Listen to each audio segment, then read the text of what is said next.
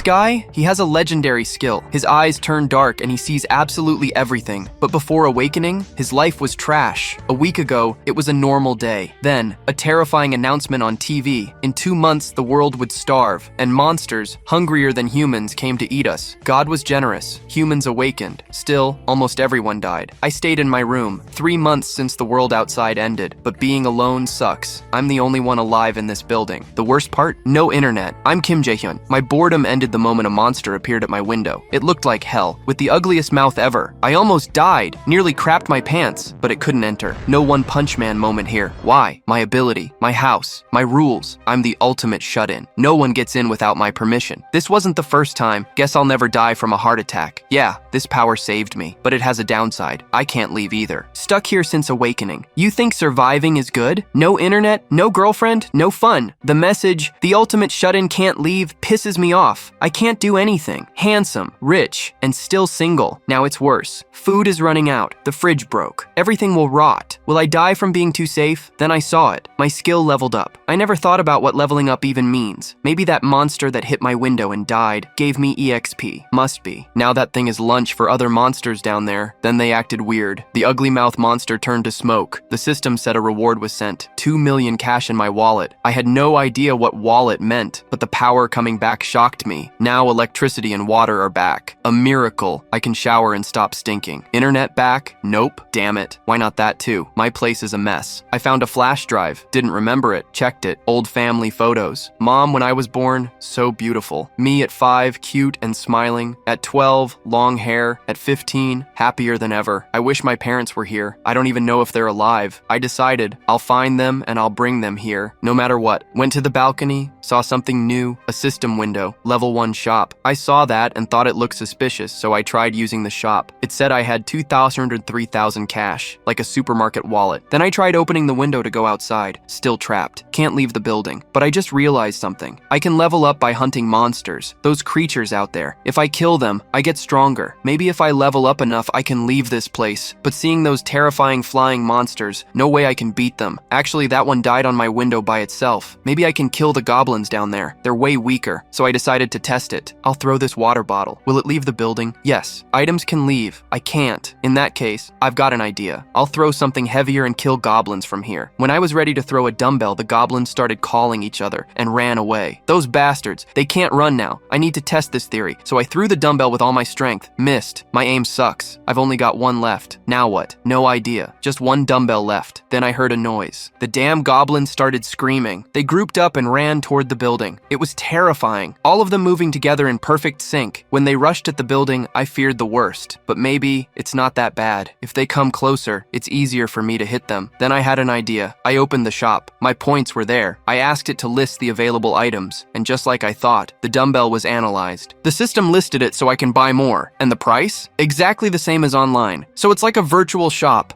I asked the system for more dumbbells. Bought them. They materialized in front of me, and the price was deducted from my account. This is insane. Maybe the people downstairs heard me screaming. I threw the dumbbell with all my strength, and this time, I got lucky. Headshot on a goblin. System said I killed it and gained EXP. Also, 3,345 cash added to my account. The others were terrified, wondering what the hell fell from the sky. Dumbbells don't usually rain from above. I kept throwing more dumbbells, but now they were alert. Missed every shot, so I just kept buying more dumbbells and trying again. And with effort, I hit some of them. As a result, I kept leveling up, more and more. The feeling is amazing. Then the system notified me. The ultimate shut-in unlocked storage level 1, an alternate dimension for storing items. To test it, I tried putting a dumbbell inside. It vanished from my hand, listed in storage, worked perfectly. I pulled it back out, right in my hand. Incredible. I can store anything and take it out anytime. So now I'll do something cruel. I filled the storage with dozens of dumbbells. Then I released them outside the building. A rain of dumbbells fell from the sky. The goblins couldn't escape. They were crushed, all of them, dead. I'm amazed by my powers. I never knew they could be used like this. Now I found out I can analyze other items like food and buy them with shop money. But now I have a new problem. My money is limited. Also, the power bill keeps draining my money. And since I wiped out the goblins with dumbbells, no monsters have come come near my apartment. No monsters means no money, no EXP. If nothing comes close, I'm screwed. I need a new way to kill monsters. While I was thinking, something appeared in the sky, and then I remembered. That thing from before, the one that attacked me. This is bad. That's a calican, a high-level monster. I ran to the kitchen, tied shiny spoons to a chair, and hung it outside to reflect light. It worked. The monster noticed and flew toward the building, ready to strike with that disgusting mouth. But this time, I wasn't scared. The barrier was still active. It can't break through. If it keeps going, it'll kill itself like the last one. More EXP for me. This one's smarter. It realized it couldn't pass, then it flew away. No way! But actually, it didn't leave. It landed on the roof. When I leaned out to look, holy crap. I almost crapped my pants again. It pecked one spot, hard. But the barrier is absolute. Nothing enters without the Supreme Shut-In's permission, I thought for a second. Then I pulled up the shop. If dumbbells can kill goblins, what kills a monster this huge? While it kept pecking, I had an idea. I spent cash on oil bottles. Perfect. Poured oil in pots and heated it. If boiling oil can kill anything, let's find out. Then I wrapped paper on sticks and dropped the boiling oil into storage. Lit the stick on fire. Time for the ultimate trick. The beast kept pecking the barrier. I shouted for the oil to drop from the sky. Storage opened above it. Boiling oil poured down. The monster screamed. I threw the burning stick. The oil ignited. Flames everywhere. It worked. Yes! That beast is fried chicken now. It crashed to the ground, burning, smelled awful, looked worse. When it finally died, the system popped up. Calican defeated. EXP gained. And my cash? Now I've got 9,347,000. The Supreme Shut-In is richer than ever. But then, something happened. I unlocked a requirement. My territory expanded. Not just my apartment, the whole building, and a new ability. At first it hurt. My vision glitched. Then, I saw the entire building, including the people below. A family sitting in their living room, sad, hungry. What the hell? My eyes feel weird. Who are they? After a few seconds, it faded. My eyes went back to normal, but now the system showed their info. A man 30, a woman 30, 2 daughters 3 and 6, all eligible to become citizens of my territory. The system warned non-citizens will be expelled. If I do nothing, they're out, and the monsters will kill them. So I granted them citizenship, then I checked the ability, just as I thought. Supreme Eyes Level 1. I can see everything in my territory, nothing escapes. And in the system, the population list appeared. Currently, 4 citizens, out of 600 slots available. 600? No way they fit in my apartment, not even this building. Then I saw something amazing. Citizens share their power and EXP. If they fight and level up, I get a cut. Perfect. I'll get stronger faster. And now, missions unlocked, with time limits. If I fail, there's punishment. First mission, kill a goblin in 168 hours. Fail? The punishment says, your manhood falls off, which basically means death. Same thing. The system asked if I'd accept. I hesitated. I declined for now. Then I tested Supreme Eyes again. The world went dark. I could see the family below. The scene switched to them. The little girl asked her dad what they'd do. No food. The kids were starving. The dad felt crushed, watching his daughters hungry. But outside is hell. Going out could mean never coming back. Still, he had to try. He told his wife he'd go find food. She knew what it meant. If he stayed, they'd die. If he left, maybe they'd all die. But at least there's a chance. He got ready to leave. Said goodbye like it might be the last time. The kids cried, begging him not to go. When he was about to open the door, the handle turned by itself. They froze. Monsters? The door opened slowly. Light burst in. The dad grabbed a weapon ready to fight, but it wasn't a monster. He shouted for mercy, then saw me standing there. I'm here to help, I said. Water and food. They must be starving. They all stood in shock. How could someone show up to help? The father couldn't refuse. It was the only way to save his daughters. He invited me in. After that, the scene changes, and we see chubby Choi Hyung-jun's 2 kids hiding behind their dad, their suspicious eyes fixed on Jae-hyun. The 2 kids don't trust him at all. Meanwhile, chubby Hyung-jun, his wife, and the 2 children are sitting together at the table. Jae-hyun peels oranges, trying to break the tense atmosphere. He watches them in silence, wondering if he caused too much of a shock. However,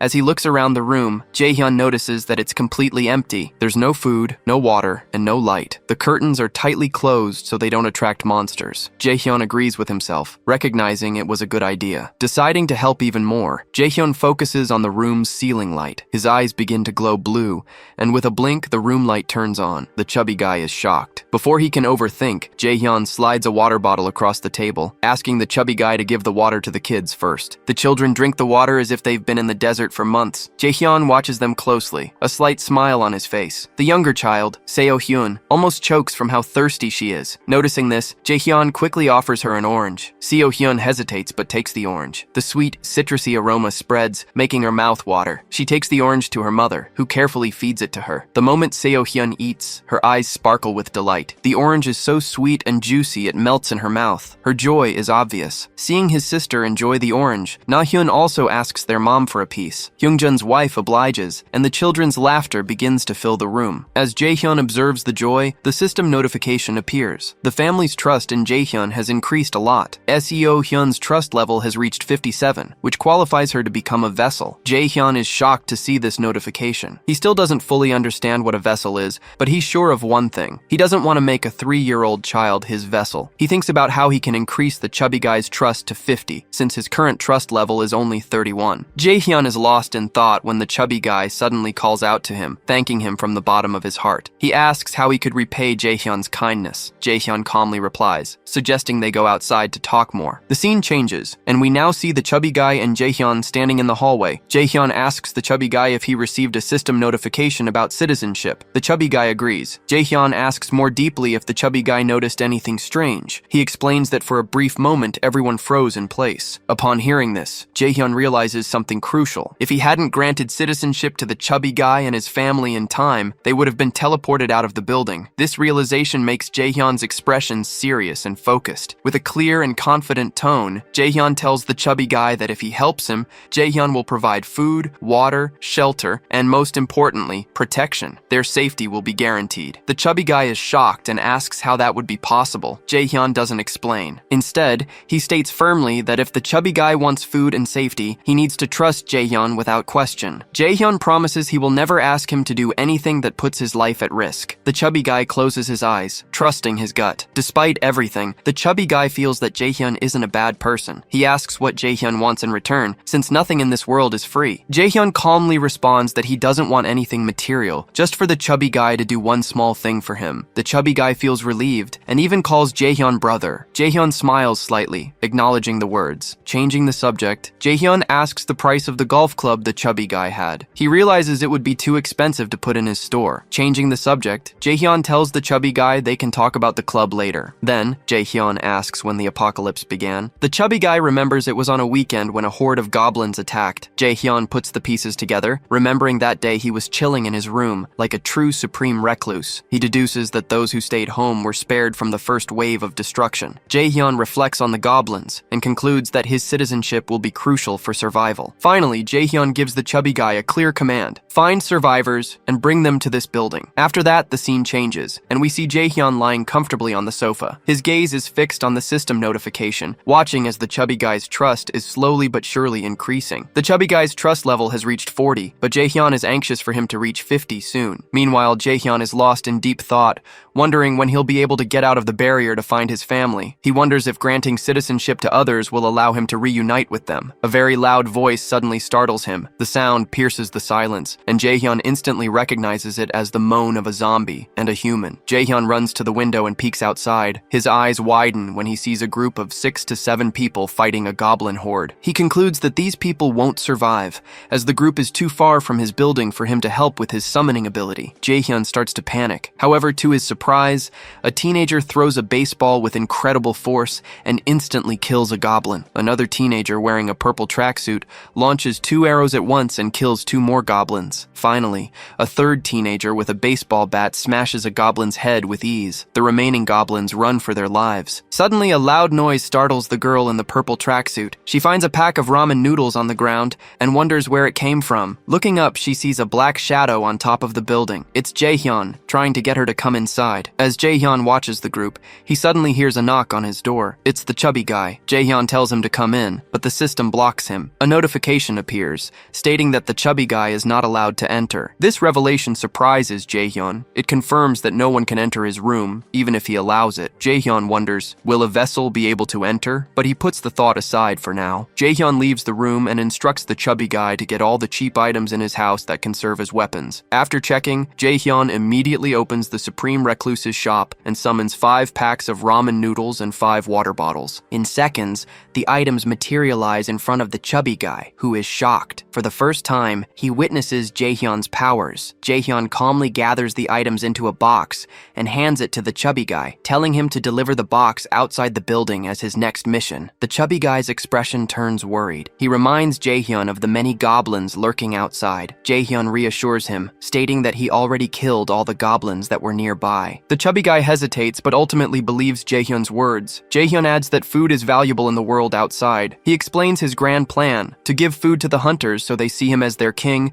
and follow him without question. He smiles, knowing he is following Lilith's slavery technique. According to this method, those who receive food and water will inevitably become his slaves. The chubby guy trusts Jaehyun completely and agrees. Jaehyun then creates a new mission for the chubby guy in the system, which he accepts excitedly at the idea of earning XP. He goes down the stairs carrying the box. Although nervous, he trusts Jaehyun and holds a golf club tightly. Finally, the chubby guy goes outside the building. Fear hits him instantly with a single thought: drop the box quickly and run. As the chubby guy bends down to place the box, he hears approaching footsteps. He freezes, his body trembling. From the corner of his eye, he sees a black shadow. Panic consumes him, and he imagines a bloodthirsty goblin. He tries to go back into the building, but he slips and the box falls. Paralyzed with fear, he lies there, his face red and his breathing ragged. The footsteps get louder. The chubby guy begs for mercy, pleading with the imaginary goblins. Mustering the courage to open his eyes, the chubby guy is shocked to find there are no goblins. Instead, standing before him are a group of teenagers and students, all looking at him in surprise. After that, the scene changes, and the system notifies Jaehyun that the people he saw before outside the building are now trying to enter. Jaehyun understands instantly and activates his Supreme Recluse's omniscient eyes. Through his vision, he observes the teenagers in front of the building door. A girl in a purple tracksuit comments that this is the same apartment from where a strange guy threw ramen noodles. One of the guys, holding a baseball bat, comments that if someone is throwing ramen noodles around like that, they must have a lot of food. Jaehyun deactivates his omniscient eyes and tries to add them as citizens. However, the system interrupts him with a notification, warning that he can propose citizenship, but the teenagers can reject it. The thought bothers him, as it might mess up his plans. He knows he needs to come up with a plan to ensure the teenagers accept. At the same time, Jaehyun receives a call from the chubby guy through the camera system. Jaehyun has a brilliant idea, instructs the chubby guy to wait, and updates his mission: serve food to the 6 guests. The chubby guy accepts the mission immediately. He approaches the guests standing outside the barrier and informs them that if they accept Jaehyun's proposal, they will receive everything for free. Upon hearing the offer, they quickly agree. Jaehyun opens the barrier, allowing them to enter. Once inside, the system notifies Jaehyun that his citizen count has increased by 10%. The XP and money earned by Jaehyun's citizens will also increase by 10%. This bonus is important. Jaehyun observes the teenagers and analyzes their profiles. The highest level one is Ha Dong-gyeon, the same one who threw the baseball. His skill, baseball throw, rank D, allows him to throw objects with 10 times the force. Jaehyun realizes the skill is incredibly dangerous and concludes that they are all meta-humans. He sets their XP distribution rate to 70%, which means the teenagers get 70% and Jaehyun gets 30%. Satisfied, he realizes that if he continues to recruit citizens, they will become his automatic hunting team, allowing him to grow stronger and richer passively. This realization makes Jaehyun feel like he's in an Age of Empires game. Jaehyun knows his next step is to build the trust of these new citizens. Surprisingly, their trust is already increasing. Jaehyun is confused but decides to watch more. Meanwhile, the scene shifts to the chubby guy, who has brought all the teenagers to his apartment. Hyungjun's wife, seeing the group, is confused, but hears the chubby guy apologize and explain that they need food. The wife agrees to help. Jaehyun watches all this unfold through his Supreme Recluse's omniscient eyes, satisfied with the progress. After a while, Dongjin asks the chubby guy what kind of person Jaehyun is. The chubby guy explains that he doesn't know much, just that he's a strange but kind neighbor. Thanks to Jaehyun, they now have electricity, water, and food. Upon hearing this, Dongjin becomes worried. His gaze moves to the pack of ramen noodles Jaehyun gave them. Dongjin thinks Jaehyun must be a very dangerous and powerful metahuman. He silently decides to impress Jaehyun no matter what. Dongjin's trust in Jaehyun increases a lot, as he believes it's better not to anger someone with so much power. Meanwhile, the chubby guy asks the 2 girls in Dongjin's group if they want to take a bath while the food is being prepared. The moment the chubby guy mentions bath, the girls' eyes light up. The simple idea of a bath excites them. Dongjin is also surprised and realizes the shower must be working. The chubby guy confirms that there's even hot water and that it's part of Jaehyun's abilities. At this moment, Jaehyun is like an electrician, a plumber, and a water supplier. One of the girls jokes that Jae-hyun seems to be the god of all their professions. While the group discusses this, a bespectacled teenager approaches Dongjeon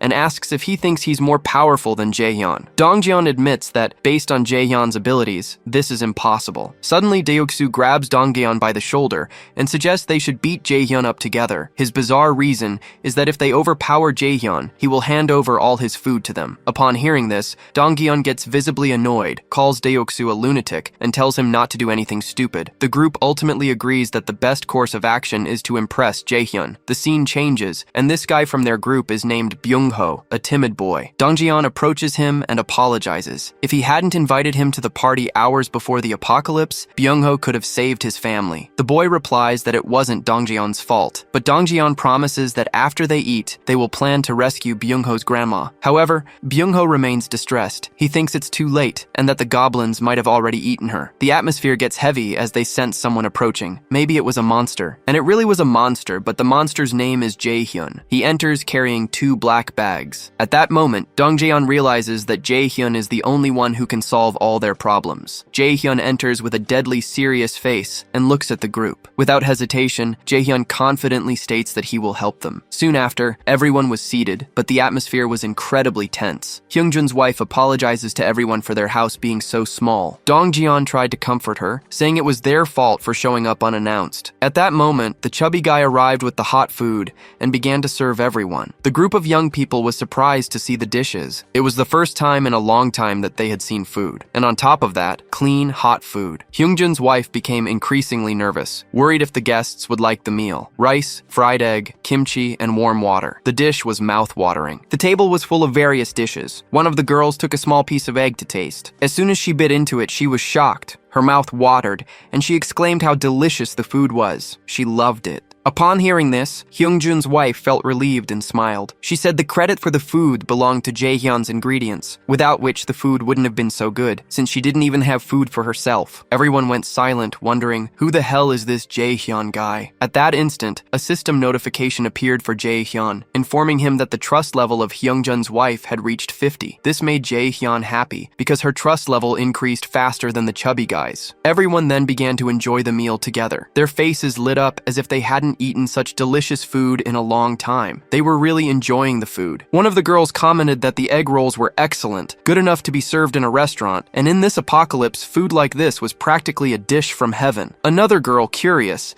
asked the chubby guy's wife if they were the same egg rolls served in Japanese restaurants. Seeing everyone so happy, Hyungjun's chubby guy's wife was equally joyful and encouraged them to enjoy the meal. At that moment, the younger daughter approached her with a sad face, saying she also wanted to eat those delicious egg rolls. The mother put her hand on her forehead and promised to make more rolls for her after the guests left. However, the little girl was still not satisfied and looked like she was about to cry. One of the girls then called the child and asked if she would like to share her egg roll. Upon hearing this, the little girl's face lit up with excitement and she ran to sit next to her. The girl, overflowing with emotion at Seo-hyun's cuteness and joy, used her chopsticks to feed her the egg roll. After tasting it, Seo-hyun was super happy. As everyone enjoyed the meal, Jae-hyun noticed that the chubby guy and his wife were nearby, watching everyone with satisfied smiles. Seeing this, Jae-hyun invited them to join the table and eat with everyone. The chubby guy and his wife were surprised at first, but they ended up sitting down and joining the group, enjoying the meal together. As everyone continued to eat, Jae-hyun found himself feeling a bit sad. Watching everyone share a meal reminded him of how long it had been since he felt such warmth. He thought of his parents and hoped they were safe. With that, dinner ended. Afterwards, Seo-hyun went to her mother and said she was very sleepy. The mother picked her up and took her to bed. The older daughter also followed her, going to sleep. Now it was time for a serious talk. Jae-hyun said they should continue the discussion. He turned to Dongjin and asked why he couldn't go to his grandma's house, even though it was so close. Dongjin looked nervous and explained that it was because of the goblins. Upon hearing about the goblins, Jae-hyun's face became serious. Then Dongjin explained better, saying that the apartment's underground parking lot was a perfect hiding spot. So the goblins had made it their base. He even shared that he estimated the number of goblins there to be at least a few thousand. If they didn't defeat those goblins, they wouldn't be able to reach his grandma. Upon hearing this, Jae-hyun became restless and thought to himself, the Supreme Recluse's ability is only valid up to the 30th floor. That's why the goblins could access the apartment building through the underground parking lot, which wasn't under my barrier. That was the reason I wasn't seeing any goblins. It was because all of them were in the basement. Dong-jeon continued, explaining that all the apartment entrances were connected to the underground parking lot, and that's why they didn't dare to leave. The atmosphere became even more tense. Jae-hyun, after much thought, then suggested that from what he remembered,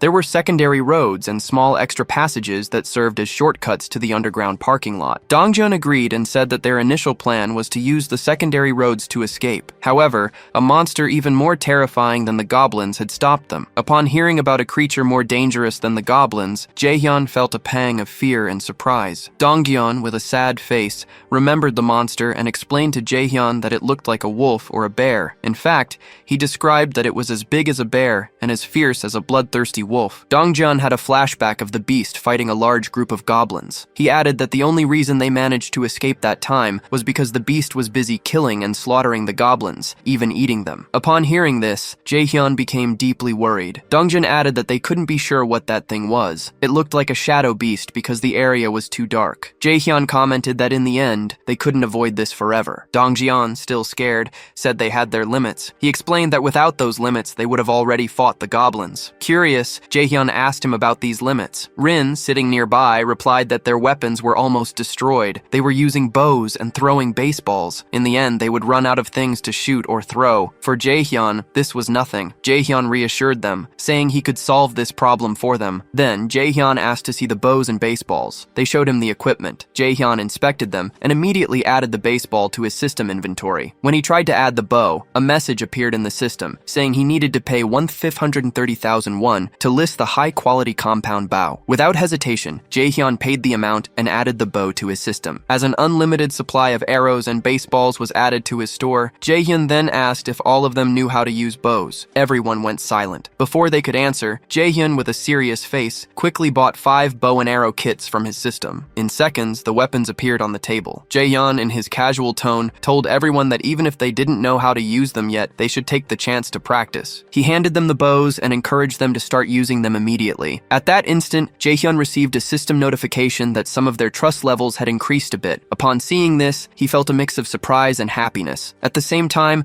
a sense of hope began to fill the group. They began to believe that, with Jae-hyun's help, they really might have a chance to save Byung-ho's grandma. Their trust in Jae-hyun continued to grow steadily. Dong-jeon was super happy, knowing that with these new weapons, his hunting efficiency would improve a lot. Another person commented that with this, they wouldn't have to risk their lives to get arrows back. Everyone seemed more hopeful and excited. Suddenly, Jae-hyun got serious and addressed the group. Before moving forward, they needed to reduce the number of goblins. Dong-jeon also adopted a serious tone and asked when they would start hunting. Jae-hyun replied that they would start tomorrow. He guaranteed to them that they would definitely save Byung-ho's grandma the next day. Jae-hyun tried to motivate the group. Upon hearing Jae-hyun's promise, Byung-ho's face lit up with happiness. Dong-jeon then asked how they would do it. With a confident smile, Jae-hyun replied that they would use a bait strategy. Then Jae-hyun began to explain his strategy, but after listening to it, their expressions revealed the tension. They wondered if Jae-hyun's bait strategy would succeed or fail. Despite the concerns, they held on to the hope that it would work. Suddenly, a system window appeared in front of Jae-hyun, informing him that the chubby guy had completed the mission and earned a reward of 30,000 won. Jae-hyun was momentarily startled by the notification, as the mission reward was deducted from his account. Jae-hyun understood that as long as he had money, he could level up his citizens. From now on, unless it was absolutely necessary, he wouldn't use the money for now. Before he could think more, another system window appeared, stating that Byung-ho's trust level had increased. His trust had now reached 50, and loyalty had been unlocked, fulfilling all the requirements for him to be registered as a vassal. Jae-hyun was shocked by this surprise. At this moment, something strange began to happen to Byung-ho's body. Confused, Byung-ho didn't understand what was happening or why he was feeling that strange sensation. A new system window appeared, announcing that the vassal registration was successful. As a reward, Jae-hyun had earned the ability Summon Vassal. The ability allows Jae-hyun to summon his vassal into his home,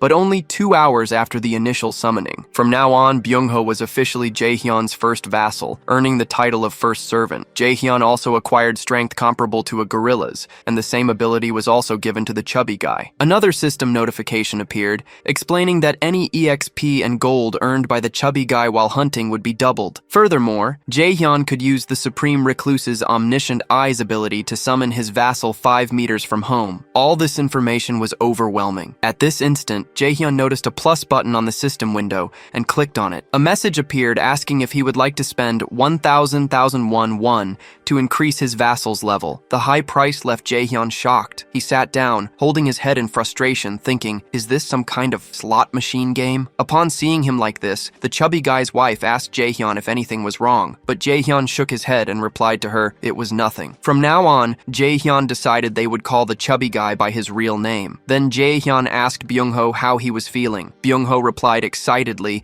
saying he felt strength overflowing. He could even throw a punch and make a hole in the wall. He paused before asking Jaehyun if he had done something to his body. Jaehyun agreed and confirmed. Yes, Byung-ho continued, saying he felt like he had become 10 years younger and a mysterious aura was filling his body. Upon hearing this, Jaehyun was satisfied and smiled. Handing a bow to Byung-ho, he said he wanted him to join the mission. Although Byung-ho accepted the bow, it was clear that he was nervous. His hands were trembling as he held it. Jaehyun, on the other hand, thought to himself, citizens gain 10% additional EXP, while vassals gain double the XP. This means that from now on, the chubby guy would become even more of a gorilla. His progress would be incredible. Out loud, he told Byung-ho that he should kill as many monsters as he could. Although Byung-ho was still terrified and on the verge of crying from fear, he agreed to the task. Jaehyun was very happy with Byung-ho's decision. Smiling, he guaranteed to him that he would be counting on him. The mission finally begins as the group inspects the first floor of the apartment building. As they move with caution, Deoksu comments to Dongjin that checking the first floor might be unnecessary since the windows are broken and the area is in bad shape. He suggests there might be no survivors. However, Dongjin disagrees and insists they need to check anyway. He reminds the group of Jaehyun's instructions, saying they are there as a rescue team and need to save as many people as possible. He explains that their main mission, assigned by Jaehyun, is to rescue any survivors in the building and escort them safely to the 30th floor. Stopping for a moment, Dongjin addresses the group, explaining the core of the mission. They need to lure a large number of goblins into the building and eliminate them. For this strategy to work, they need to find as many survivors as possible. He asks if everyone understands this clearly. The team agrees with confidence, boosting Dongjin's morale. Meanwhile, Deoksu gets ready with his iron club, prepared to smash some monsters. Dongjin instructs his team to start with room 101 and tells everyone to stay alert, warning that goblins can appear at any moment. The group enters units 101 and 102, where an unbearable smell fills the air. Inside, there are bloodstains everywhere. It looks like someone was dragged across the floor before being killed. They find a horrible scene. Bodies scattered everywhere, broken windows, and blood splattered on the walls. Some people were cut in half, and women are unclothed, probably victims of the goblins before being killed. This terrible sight is too much for the women in the group, and they throw up on the spot. The shocked group looks at Dongjin, who, although disheartened, encourages them to move forward. The team completes the search of the first floor but finds no survivors, which leaves them discouraged. Dongjin then takes them to the second floor. However, the second floor is no better. Just like the first floor, it's full of bodies, bloodstains, and destruction, further disturbing the team. Determined to continue, they decide to check the third floor. Upon arriving there, Dongjin knocks on a door, shouting to ask if anyone is alive. The team, full of hope, starts knocking on doors one by one but finds no survivors. Dongjin's morale begins to crumble with each passing second, but he decides to continue and check the fourth floor of the basement. The group heads to the fourth floor. Dongjin knocks on another door, asking again if anyone is inside. He is about to give up, desperately praying to find at least a single survivor. This time, to their surprise, someone answers. A man opens the door cautiously and asks if they are really a rescue team. Upon seeing a living person, Dongjin is super happy. He assures the man that they are there to rescue survivors. The man, exhausted but still suspicious, asks for water. The group hands him a bottle, and the man is shocked. He had thought they were intruders who had come to hurt him or steal his resources. Despite his doubts, Dongjin tries to reassure him, saying they are truly there to help. Dongjin explains that they are residents of the same apartment and are there to rescue survivors. He invites the man to join them. The man, still skeptical, opens the door slowly, revealing 2 more people inside his room. Apologizing for being paranoid before, he introduces himself as Hong Jung-soo and agrees to go with them. Dongjin gets excited, shaking Jung-soo's hands and introducing himself in return. He instructs 2 of his teammates to escort Jung-soo to the 30th floor and then come back to continue the mission. destruction. Upon hearing about the 30th floor, Jung-soo becomes restless and exclaims that they are not going to leave the apartment. At that moment, Jung-soo's youngest son interrupts, telling his father that someone would come to save them. The boy, surprisingly calm, speculates that they probably have a helicopter on the 30th floor, clearly inspired by watching too many zombie apocalypse movies. Rin clarifies that it's not exactly like that, but if they go with them, they will get hot food and a bath. Upon hearing the mention of a bath, Jung-soo's daughter gets excited. She encourages her father, saying they should go with the team and not worry so much. Despite his initial hesitation, Jung-soo ends up agreeing to join them. One by one, more survivors begin to follow the group, joining the rescue effort. As they continue, Jaehyun receives a system notification. It says that his citizen count has now reached 40, and the EXP and gold earned by them have increased by 90%. The scene changes, and we see Jaehyun deciding to temporarily shelter the children and the elderly in the chubby guy's house, while the others stay in the hallways. Dongjeon approaches Jaehyun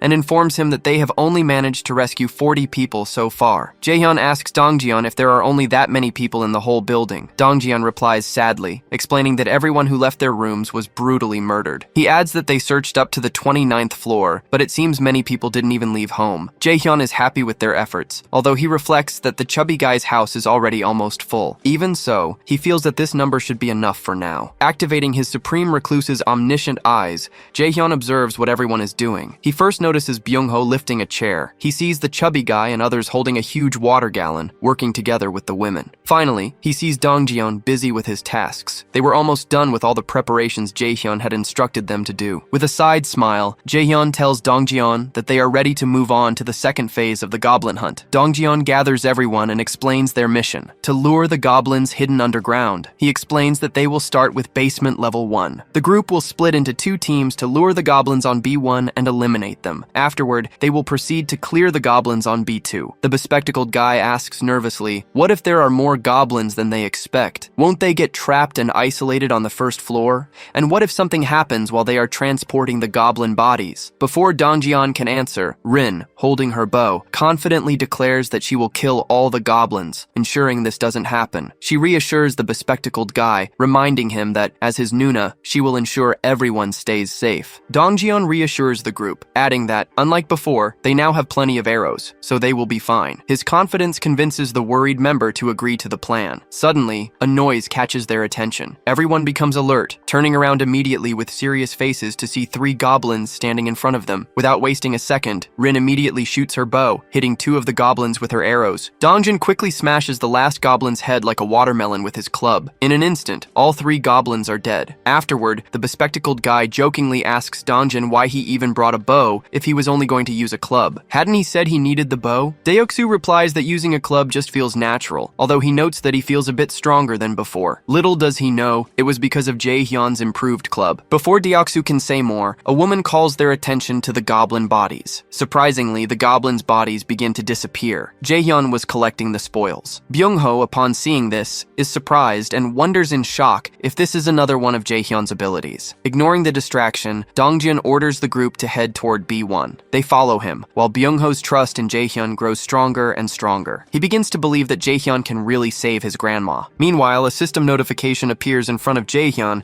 stating that the group's trust in him has increased. Drinking water, Jaehyun reads the notifications and thinks to himself that, although he hadn't planned it, it seems he has taken care of them like a guardian. Jaehyun feels like a big older brother. At that moment, another system notification appears, revealing that Byung-ho has reached a trust level of 50, fulfilling all the requirements to become a vassal. Jaehyun is surprised, as he didn't expect Byung-ho's trust in him to grow so quickly. Jaehyun reflects that Byung-ho must truly believe that Jaehyun can save his grandma. Recognizing the great development, Jaehyun realizes that the more vassals he has, the faster their growth will be. He checks Byung-ho's loyalty and is shocked to see that it is at 88, an even higher level than a mother and son. Calming down, Jaehyun decides that this is good news and confirms that Byung-ho becomes his vassal. Internally, he promises to do everything in his power to save Byung-ho's grandma. As soon as Jaehyun confirms, Byung-ho's body begins to shine during the goblin fight. Confused, Byung-ho has no idea what is happening. The intense light scares everyone, including the goblins, who begin to retreat. Dongjeon, nervous, tells everyone that he doesn't understand what's happening and orders them to fall back. The goblins, now blind, can't see. However, seeing this opportunity, the group begins to run. Dongjeon and Rin shoot arrows at the goblins as they run. Their arrows hit the goblins squarely in the forehead, killing them instantly. With a serious face, Rin uses her ability to shoot multiple arrows at once, killing many goblins. However, the number of goblins overwhelms them, as more keep appearing. Upon seeing the goblins approaching, Byung-ho panics and exclaims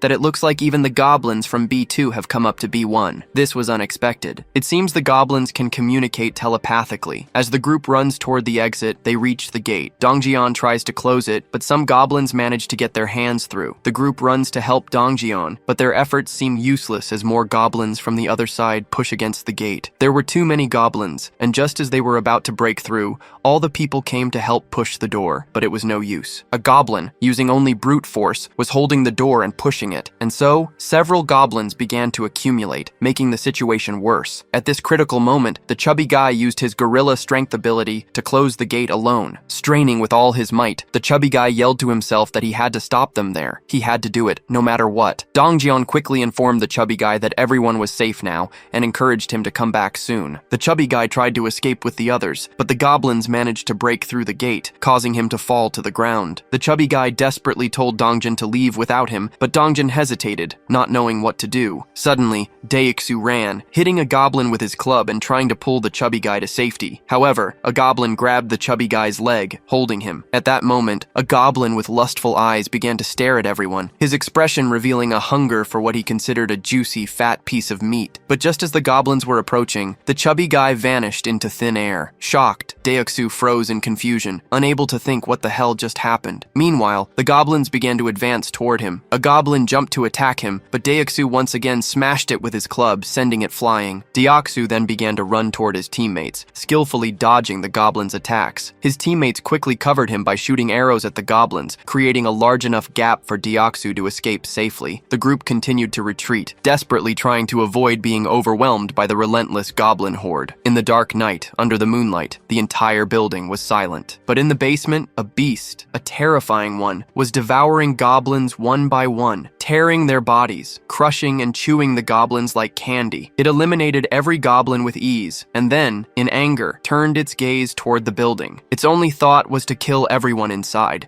driven by an insatiable hunger for more food to eat and evolve. On the other hand, the chubby guy suddenly fell to the ground with a thud. The chubby guy was sure he wouldn't survive today. He was convinced the goblins would make him dinner, but he was confused. He didn't understand where he was. Meanwhile, Jaehyun was standing in front of the chubby guy and, with a friendly tone, asked how he was feeling. The chubby guy was shocked and worried, but Jaehyun, with a friendly smile, helped him up. Jaehyun was happy he had made the chubby guy his vassal because it allowed him to summon him there. The chubby guy's leg, however, was very bruised. It was bleeding from a goblin scratch. The chubby guy couldn't understand anything. Before he could process, Jaehyun noticed the deep cut on the chubby guy's leg. The chubby guy tried to ignore it, saying it was nothing and that it would heal on its own. But Jaehyun saw that the chubby guy couldn't even move his leg. This was a serious situation. Jaehyun told the chubby guy to stay there and ran to his room. Upon arriving, Jaehyun grabbed his first aid kit. He remembered how his mother had taught him how to do first aid in emergencies. Jaehyun had an infinite number of antiseptic pills and medical supplies. He practically had all kinds of medical resources. However,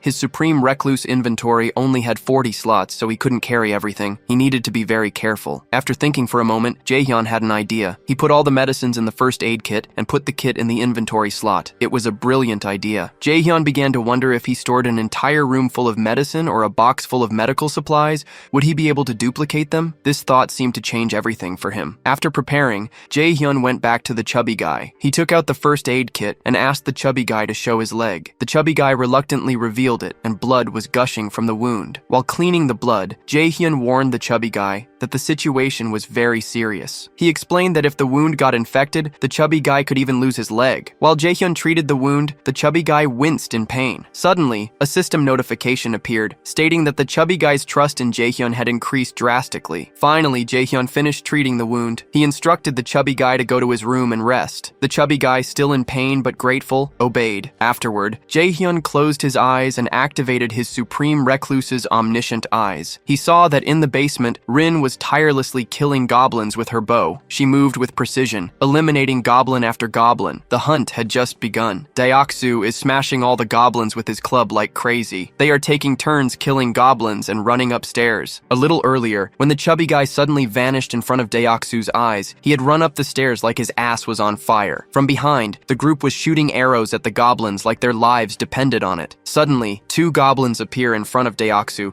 looking ready to tear him to pieces. Out of nowhere, Byung-ho went nuts. Byung-ho swings the club with the energy of someone with a fucking sugar rush, and in a single blow, he smashes the heads of the 2 goblins. He didn't fucking stop. He jumps forward, landing in front of Deoksu, and begins to obliterate the goblins one by one. It's as if the power of 10 fucking elephants is running through his veins. Everyone is standing there like, just happened. Was Byung-ho always this strong? Well, thanks to becoming Jae-hyun's vassal, the guy is now basically on a power trip. Jae-hyun watches the chaos unfold and feels a wave of relief. Everyone seems safe for now. Taking a second, he checks Byung-ho's status. Byung-ho is now level 30. His trust is 55 and loyalty is 88. His awakened skill, teleportation. That's right, a game-changing rank A skill. The guy can teleport to anywhere his eyes can see, and not just himself. He can take others along too. Jae-hyun smiles like a proud father, thinking, for sure, making Byung-ho a vassal was the best decision. Meanwhile, Byung-ho is still on his high, destroying goblins left and right. Deoksu, taking in the madness, turns to Jae-on, the bespectacled guy, who looks like he's about to faint. He asks if Jae-on can continue. Jae-on agrees, determined. The group prepares for the next attack. Deoksu asks Rin if the water tank is ready. Rin confirms, and at that instant, Byung-ho comes up the stairs, dragging an army of goblins behind him. Byung-ho jumps up the stairs, and as soon as he gets to the top, the group turns the huge water tank on top of the goblins. The goblins get soaked, but it's not enough to take them down. That's when Dongjeon grabs an extension cord and plugs it into the outlet. Wires hidden along the staircase light up, and electricity crackles through the water. The lower level goblins, those level 6S and 7S bullshit ones, fry like chicken in an air fryer. But the level 10 goblins? Those bastards are still standing. The system notifies Jae-hyun that he earned a huge amount of EXP and a fat wad of 34,464-1. It all goes straight to his supreme wallet. Jae-hyun smiles because he just leveled up, and his skills got even more broken. But then, shit gets weird. Jae-hyun feels a strange pain in his body. His heart starts pounding like he just ran a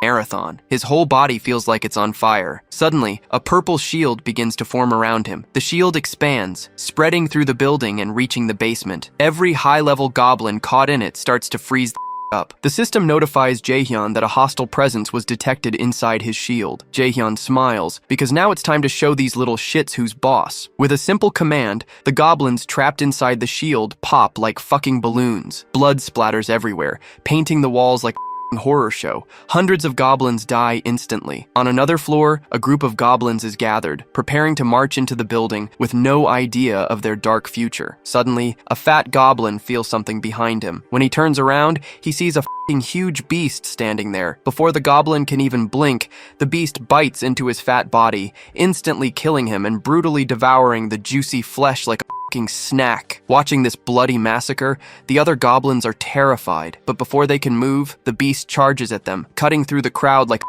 lawnmower, tearing goblins to pieces with its claws. Some stupid goblins try to approach from behind and attack. They manage to land a few weak blows, but the beast doesn't give a damn, throwing them aside like trash. Some goblins, probably full of stupidity, climb onto the beast, biting and tearing its flesh. The beast lets out a roar of pure rage as they chew on its face and tear its body. The pain is obvious, but the beast thinks, it. With an earth-shaking roar, the beast grabs every goblin hanging on it and tears them to pieces. Pieces of goblins fly everywhere, blood splattering like a horror show. The beast stomps on the remaining bodies, crushing them into a disgusting bloody paste. The goblins are completely exterminated. But then, out of nowhere, a system notification appears, stating that the beast has been granted fucking citizenship. Suddenly, the beast begins to shrink. Its huge, bloody form is drained of energy, and holy starts to transform. In a few moments, voila, the beast is gone, and in its place is a stunning woman. Naked as the day she was born, but covered in blood, she faints, unconscious on the floor. Jae-hyun, watching all this through his supreme recluse's omniscient eye, is completely shocked. He mutters, "What is that?" A system window appears, dropping more bombs. The girl's name is Oh Yeon-ju, and her skill is called Dress Up Bear. Another notification explains that Dress Up Bear allows the user to transform into a freaking monster,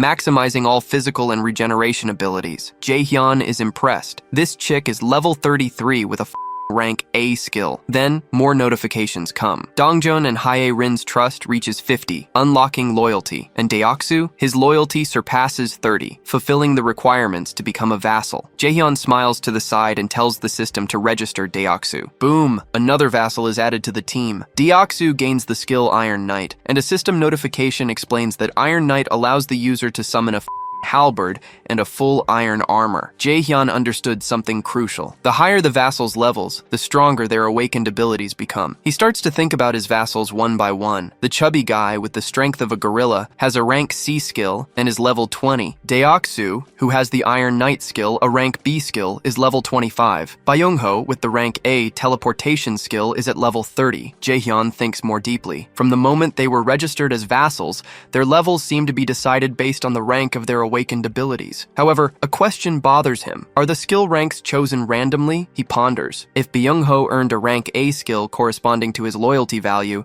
then why did the chubby guy with a higher loyalty value only earn a rank C skill? After all, Deoksu obtained a rank B skill with a loyalty value of 31. Confused, he thinks more. It would be useful to understand the factors that determine higher rank abilities. This information is crucial, especially since he can only register 10 vassals. It would be advantageous to register someone with the potential to earn a higher rank ability. Finally, Jaehyun comments to himself, not knowing what could happen if he registers a metahuman as a vassal is a problem. His thoughts are interrupted by a system notification. The metahuman can now move freely between stairs, elevators, and hallways. After considering this, Jaehyun goes toward the elevator and uses his Supreme Recluse's omniscient eyes ability to observe the girl. She is still lying unconscious on the floor. Jaehyun calls the chubby guy, who arrives quickly as the elevator doors open. Jaehyun instructs him, explaining that on basement level 2, he will find a girl, and he wants the chubby guy to bring her up here. Meanwhile, his teammates are tying up the defeated goblins with ropes, trying to understand the chaos. It seemed that all the goblins were scared and running from something. Dongjun is particularly shocked,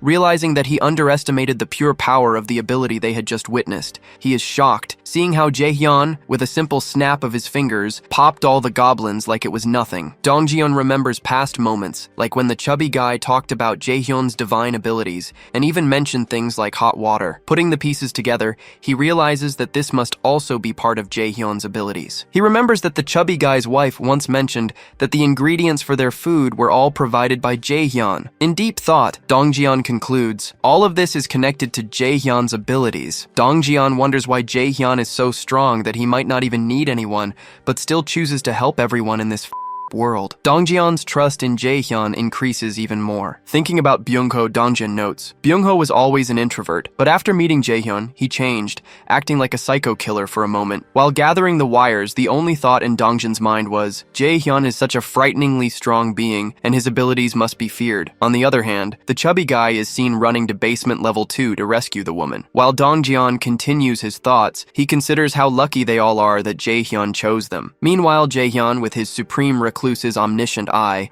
is observing everything, staying vigilant and calculating his next move. After that, the scene changes to a flashback. A very cute child is playing with his toy car. He turns around, full of joy, and calls his mom, asking if she can play with him too. Then, the same woman who had transformed from a beast into a human before appears. She is playing with her son in a loving and caring way, while the child waves his hand happily, but this happiness is short-lived. The color drains from her face when she sees something terrifying. She is horrified and screams loudly. Her son, still smiling and calling her to play, doesn't notice the danger behind him. 3 bloodthirsty goblins drooling and ready to devour him alive. The woman is overcome by a powerful desire to protect her son. She runs as fast as she can, but it's too late. The goblins, with their insatiable hunger, don't let such delicious meat escape. In an instant, they tear the child to pieces and devour him in front of her eyes. The woman witnesses her son's brutal death, and it destroys her from the inside out. This horrible nightmare wakes her up with a start. The woman, Yeonju, wakes up, terrified and drenched in sweat. She screams loudly, sitting on the bed, her chest heaving. Nearby is Jaehyun, who greets her calmly. Jaehyun looks at her for a moment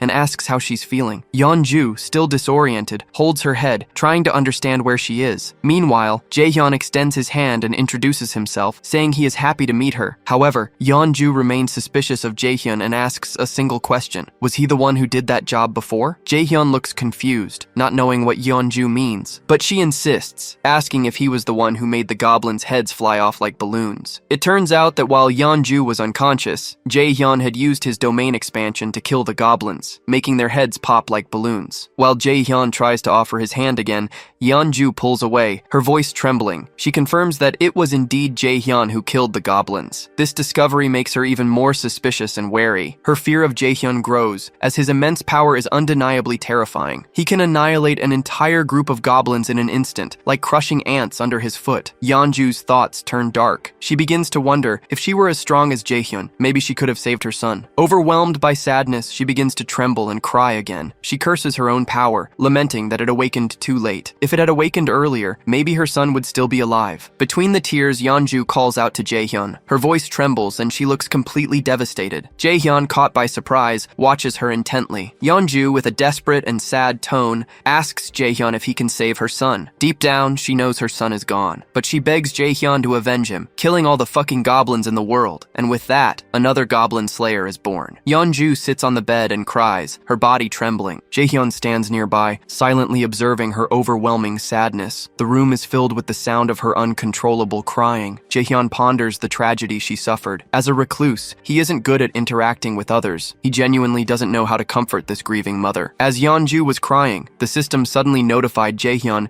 that Yeonju's trust in him had increased a lot. Yeonju continued to cry, telling Jaehyun how much she missed her son. Seeing her pain, Jaehyun couldn't figure out how to help. He understood that the goblins had eaten her child. Jaehyun wondered if there was anything he could do. Then he had an idea. What if he gave Yeonju a mission with a reward that would revive her son? Although he knew it was impossible, he decided to try. Jaehyun created a mission for Yeonju. He wrote in the mission that if Yeonju killed 1,000 goblins, the reward would be that her son would be revived. Instead of doing nothing, Jaehyun felt he had to try. Jaehyun prayed that the mission would work. He knew there was no way to bring the dead back, but in this fucked up world, anything seemed possible. However, as soon as Jaehyun applied the mission to Yeonju, the system shocked him. It notified Jaehyun that he didn't have the funds to provide the resurrection reward. The discovery hit him hard. If Jaehyun could earn enough funds, he would be able to revive anyone. His entire body began to tremble. This changed everything. At that moment, Jaehyun realized the potential of his role. He was the system. He could become the god of this world. Still, Jaehyun knew he needed more money to make this a reality. The problem was that the system didn't specify how much money was needed. Despite this uncertainty, Jaehyun refused to give up. Yeonju was still crying, and Jaehyun called out to her. He told her there might be a way to revive her son. Upon hearing this, Yeonju was shocked. She felt as if someone had shot her. She felt surprise and sadness all at once, but she also thought Jaehyun might be joking. She warned him, "If this is a cruel joke, stop it. If not, I will never forgive you." Jaehyun reassured her, saying that there was indeed a way, but it would be very difficult. Upon hearing this, Yeonju became desperate. She told Jaehyun she was willing to do anything for him, even warm his bed or become his slave. Jaehyun interrupted her and said there was no need for that. She just had to do one thing, which he would explain later. After that, the scene changes, and Jaehyun introduces Yeonju to Dongjeon. Dongjeon greets her warmly with a firm handshake. Yeonju introduces herself too, but she remains a bit serious. She asks Dongjeon a single question. Was he the one who was killing goblins with a baseball bat? And was Rin the same girl who used a bow to kill goblins? Upon hearing such an accurate description, Dongjeon and Rin are shocked. They don't understand who this woman is or how she knows about them. Rin asks Yeonju if they have met before. Yeonju, trying to lighten the mood, makes her hand look like a bear's paw and acts cute, saying they must have met her before. She playfully asks if they really don't recognize her. Dongjeon, Rin, and Deoksu are all confused, wondering what the woman is talking about. Yeonju smiles confidently and decides to activate her beast transformation. Little by little, fur begins to appear on her body. A deep and threatening aura emerges, and soon her entire body is covered in thick fur. As soon as Yeonju completes the transformation, Rin recognizes her and is about to scream. Yeonju, now almost 3 meters tall, stands up like a terrifying deadly beast, ready to attack anyone in her path. Rin and the others finally realize that she is the same beast that blocked them in the basement, killing goblins like crazy. Upon seeing their reaction, Yeonju laughs. This moment amuses her a bit, and she puts her hand to her face, saying that, to be precise, she is actually a bear, not a beast. She assures them that she is not an enemy. In fact, she explains that she has helped them by killing goblins in the basement many times, but they never noticed. Instead, they thought she was a beast that wanted to kill them too. Finally, Deoksu and Dongjin realize that Yeonju is telling the truth. The beast never attacked them. She was killing the goblins that were about to end their lives. Dongjin approaches Yeonju with great joy and says that the encounter in the basement was not a coincidence. Yeonju agrees and declares that her national enemy is the goblins. She swears to exterminate all the goblins in this world. She adds that the enemies of goblins are her friends, thus marking the birth of another goblin slayer. While the conversation continues, Jaehyun arrives from behind. He expresses his happiness that everyone has been introduced. However, his expression turns serious as he announces something important. He tells them there is no more time. By tomorrow morning, they need to start the plan to save Byung-ho's grandma. Now that the number of goblins has drastically decreased, this is the perfect time to continue. Jaehyun then informs the group that he won't be able to join the battle due to his fatal injury. Instead,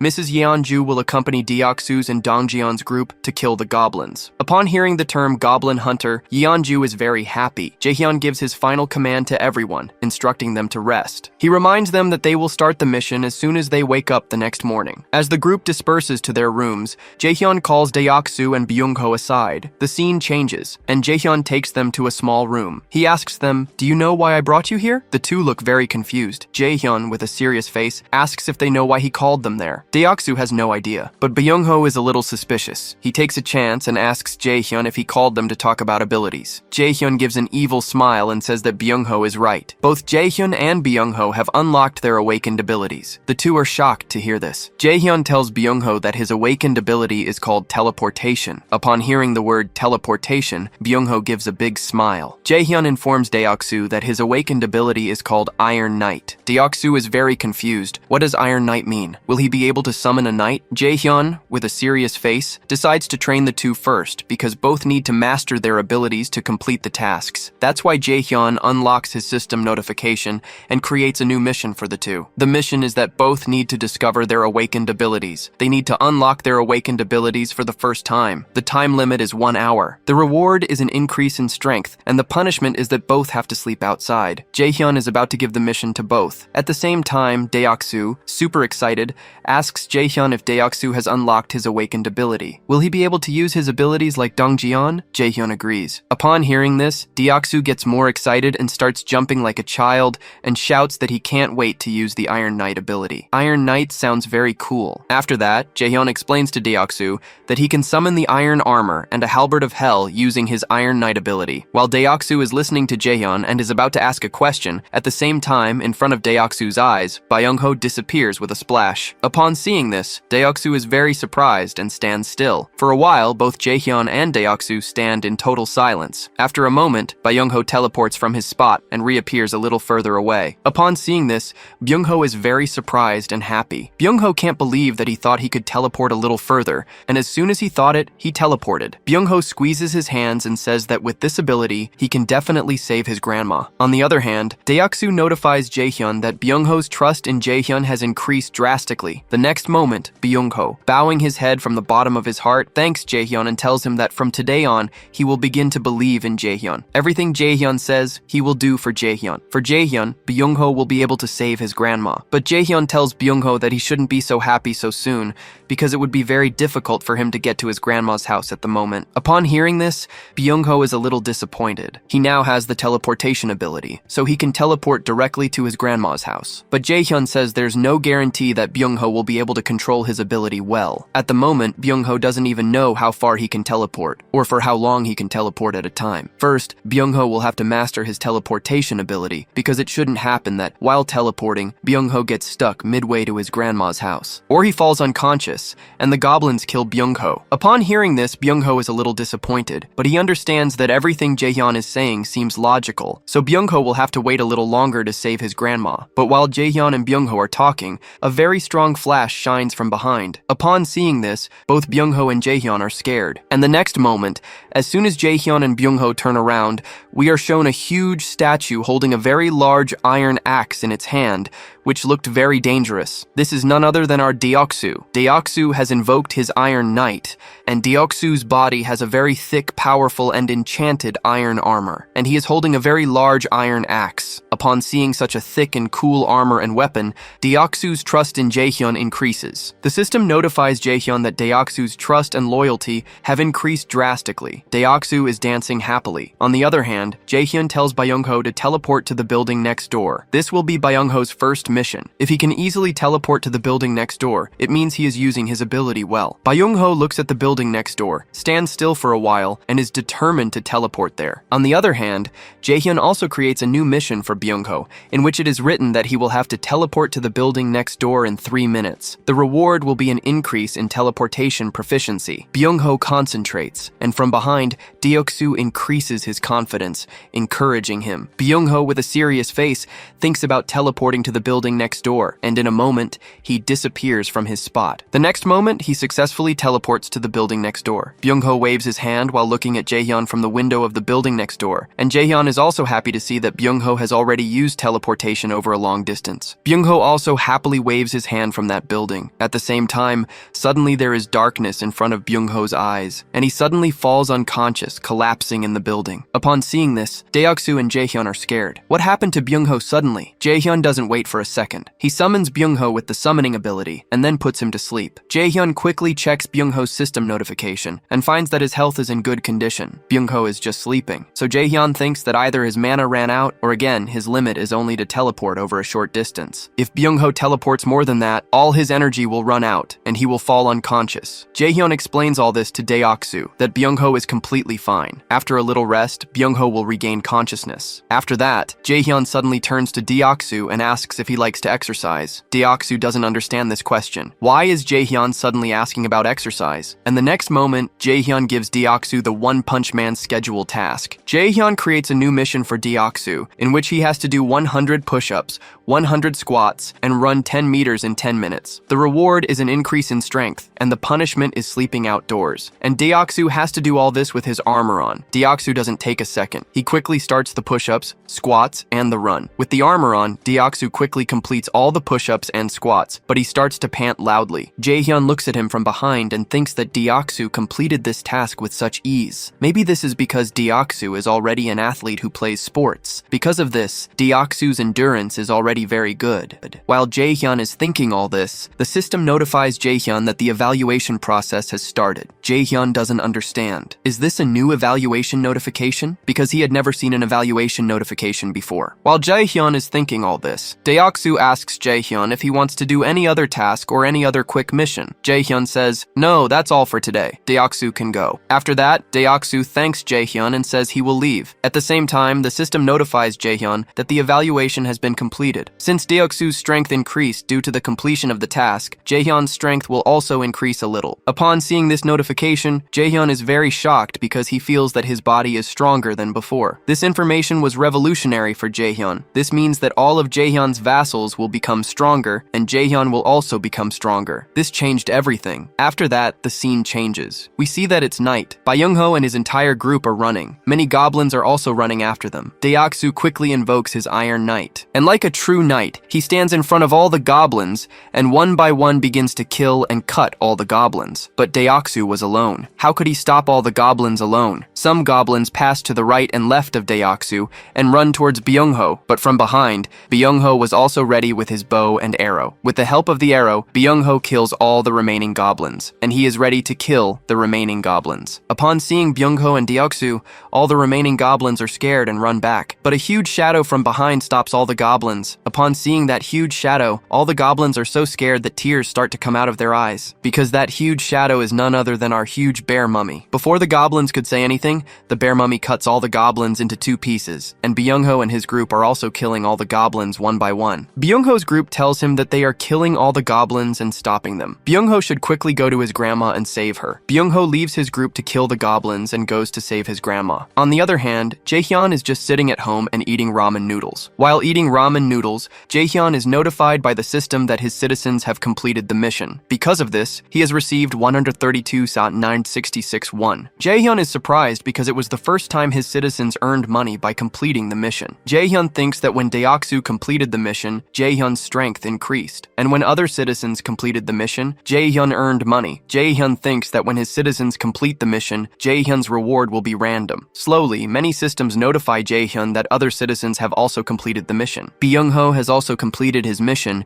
and the system is evaluating all the rewards. Finally, after a while, when the system evaluates all the rewards, the system notifies notifies Jae-hyun that he hit the jackpot, and as soon as Jae-hyun sees the jackpot reward, his ramen noodles get stuck in his throat. Jae-hyun is shocked with his mouth open. Well, this reward was a new feature, skill points. Jae-hyun raised an eyebrow, genuinely shocked. Like, seriously? Now he's earning skill points? At this rate, nothing would surprise him anymore, even if the system decided tomorrow that it was pregnant. Then, the scene changes, and we see Byung-ho finally teleporting near his house. With a deadly serious and slightly nervous face, he was intensely staring at his house, slowly walking towards the door, his mind racing with 100 thoughts. He was desperately praying that his grandma was okay. The next moment, gathering every ounce of courage he had, he ran, shouting his grandma's name directly towards her room. But even in this desperate situation, he didn't forget to take off his shoes. Man, I love this guy so much. Back to the story. As soon as he reached the room, his eyes widened dramatically. His grandma was alive, but she was lying unconscious on the floor, looking painfully weak. Panic surged in Byung-ho as he hurried towards her. Luckily, upon hearing his frantic voice, his grandma slowly opened her eyes, and with a weak, trembling voice, she touched his hand, recognizing Byung-ho instantly. It was a moment that touched Byung-ho's heart, stomach, and liver. Tears began to stream from his eyes like rain, and on that day he cried as much as he could, sobbing like a newborn baby. She was his only family, and hugging her tight, he continued to cry, filled with overwhelming happiness. He cried for a while, thanking Jae-hyun mentally again and again, putting Jae-hyun in the position of a god. For Byung-ho, Jae-hyun had now officially become the supreme god of this apocalypse. On the other hand, the scene changes again, and we see Jae-hyun staring at his system notification. The system notified him happily that Byung-ho's trust had reached 100%. Now Byung-ho would even kill or literally do anything Jae-hyun asked. Because of this, another vassal slot for regeneration was unlocked. Now Jae-hyun had a total of 11 vassal slots, plus a new system ability. He could now level up the vassals directly like game characters. This absolutely changed everything. Jae-hyun was completely shocked. Leveling up can be done like this? Slowly, he tried to level up Byung-ho, but the moment he did, the system coldly notified him that he didn't have enough money. He needed 100,000 won, which was about $70,000. Jae-hyun was completely stunned to see this absurd, ridiculous, and utterly up amount. He began to slam his hand furiously, yelling at the system that it was insane. Honestly, this system was more greedy than a fame-hungry influencer. At that instant, Jae-hyun heard a strange noise. His senses picked up the sound of the elevator. Immediately activating his Supreme Recluse's omniscient eyes, he detected two people. A chubby-bodied person and a cute girl standing sinisterly beside the chubby guy's door. And I must say, both looked scary and extremely suspicious. Before you get confused, in the novel, when Jae-hyun's domain expanded, it allowed all the people under his domain to move freely. Now back to the story. When the chubby guy's wife, Haiwan, upon hearing the doorbell, opened the door, she was surprised. The suspicious-looking woman greeted her warmly, introducing herself as Dabin and her brother as Minho. They explained that they lived in apartment number 1701. Clearly confused and full of suspicion, Haiwan cautiously asked what brought them there. With a trembling voice, Dabin shamelessly confessed that they had come to ask for help. She nervously explained that she just wanted to take a bath. After all the tension, Haiwan was dumbfounded, thinking, what a bath? Still a bit confused, Haiwan invited them in, assuring her that it was an easy task. As soon as the two siblings entered, Minho, still with a serious expression, asked where he should place the large box he was carrying. Haiwan was intrigued, until Dabin explained that the box was full of canned food and supplies. She couldn't be selfish enough to ask for something in these difficult times without offering anything in return, right? While Minho was placing the box on the floor, Haiwan tried to say that they didn't need to go to all this trouble, but Dabin insisted that she keep the box, saying it would be strange to go to a stranger's house and ask for a free bath. At this exact moment, Dabin noticed all the weapons scattered around. Surprised, she asked if all those weapons belonged to Haiwan. Was Haiwan a hunter? This scared Haiwan, and she awkwardly explained that it was complicated. The weapons belonged to someone else, someone like their boss. While Haiwan was busy explaining, Jae-hyun finished spying on them. After careful observation, he concluded that, at least for now, these siblings didn't seem bad. Jae-hyun decided he would speak to them in person, and then decide what to do. Then, suddenly, the system notified Jae-hyun that a red tiger was being hunted. Jae-hyun received a huge amount of experience points, plus 4,000 won, totaling 39,000. His abilities increased drastically, and he even gained a new ability. All these notifications were overwhelming for him. Jae-hyun realized he had made a mistake. He had become too absorbed in observing the siblings. Meanwhile, outside was total chaos. Everyone was completely exhausted and injured, having just managed to kill a huge and monstrous tiger. Yeonju, covered in blood, was lying unconscious on the ground. It was a total disaster. At that instant, the range of Jaehyun's domain expansion increased again, causing an intense wave of pain directly in his heart.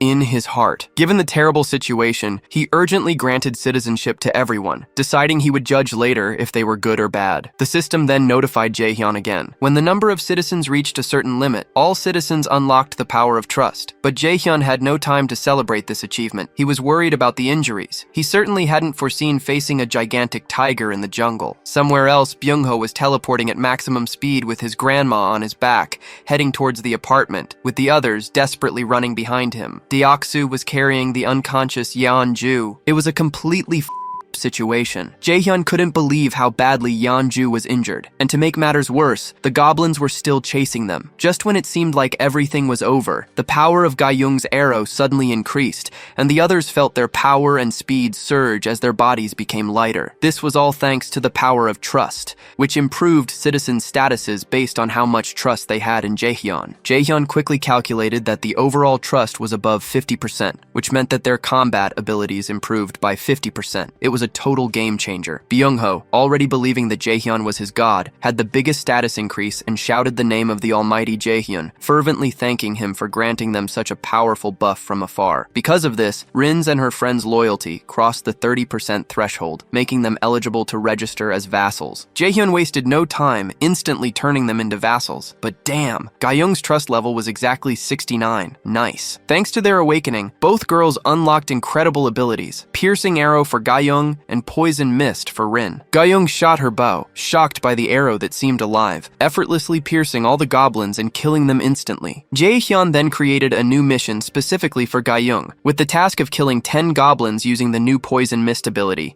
with the reward of a skill rank increase. However, Rin's ability was particularly dangerous. It was a deadly poison mist, a rank B ability that could hurt teammates if not controlled carefully. Thus, Jaehyun decided that he would examine Rin's ability first, taking special care with her 69% trust level, and then assign her to a special mission. But the main problem was Yeonju. Jaehyun immediately activated his Supreme Recluse's omniscient eyes, desperately scanning the entire building for any kind of help. After a complete and frantic scan, he noticed a young unconscious girl inside her room. For some reason, Jaehyun started running towards her with urgency. Okay, maybe it was partly because she was an 18-year-old girl. Oops, I'm just kidding. Actually, it was because she was a healer, exactly the missing piece in Jaehyun's Pokemon-style team. He was now standing outside room number 2902. He tried to open the door, but it was locked from the inside with a heavy iron chain. Even if Jaehyun was strong, he wasn't strong enough to kick the door down. At that moment, he remembered that he received a new ability, Invisible Hand. Jaehyun could summon this invisible hand and control it. Damn, if used well, it would surely be useful for his future wife at night.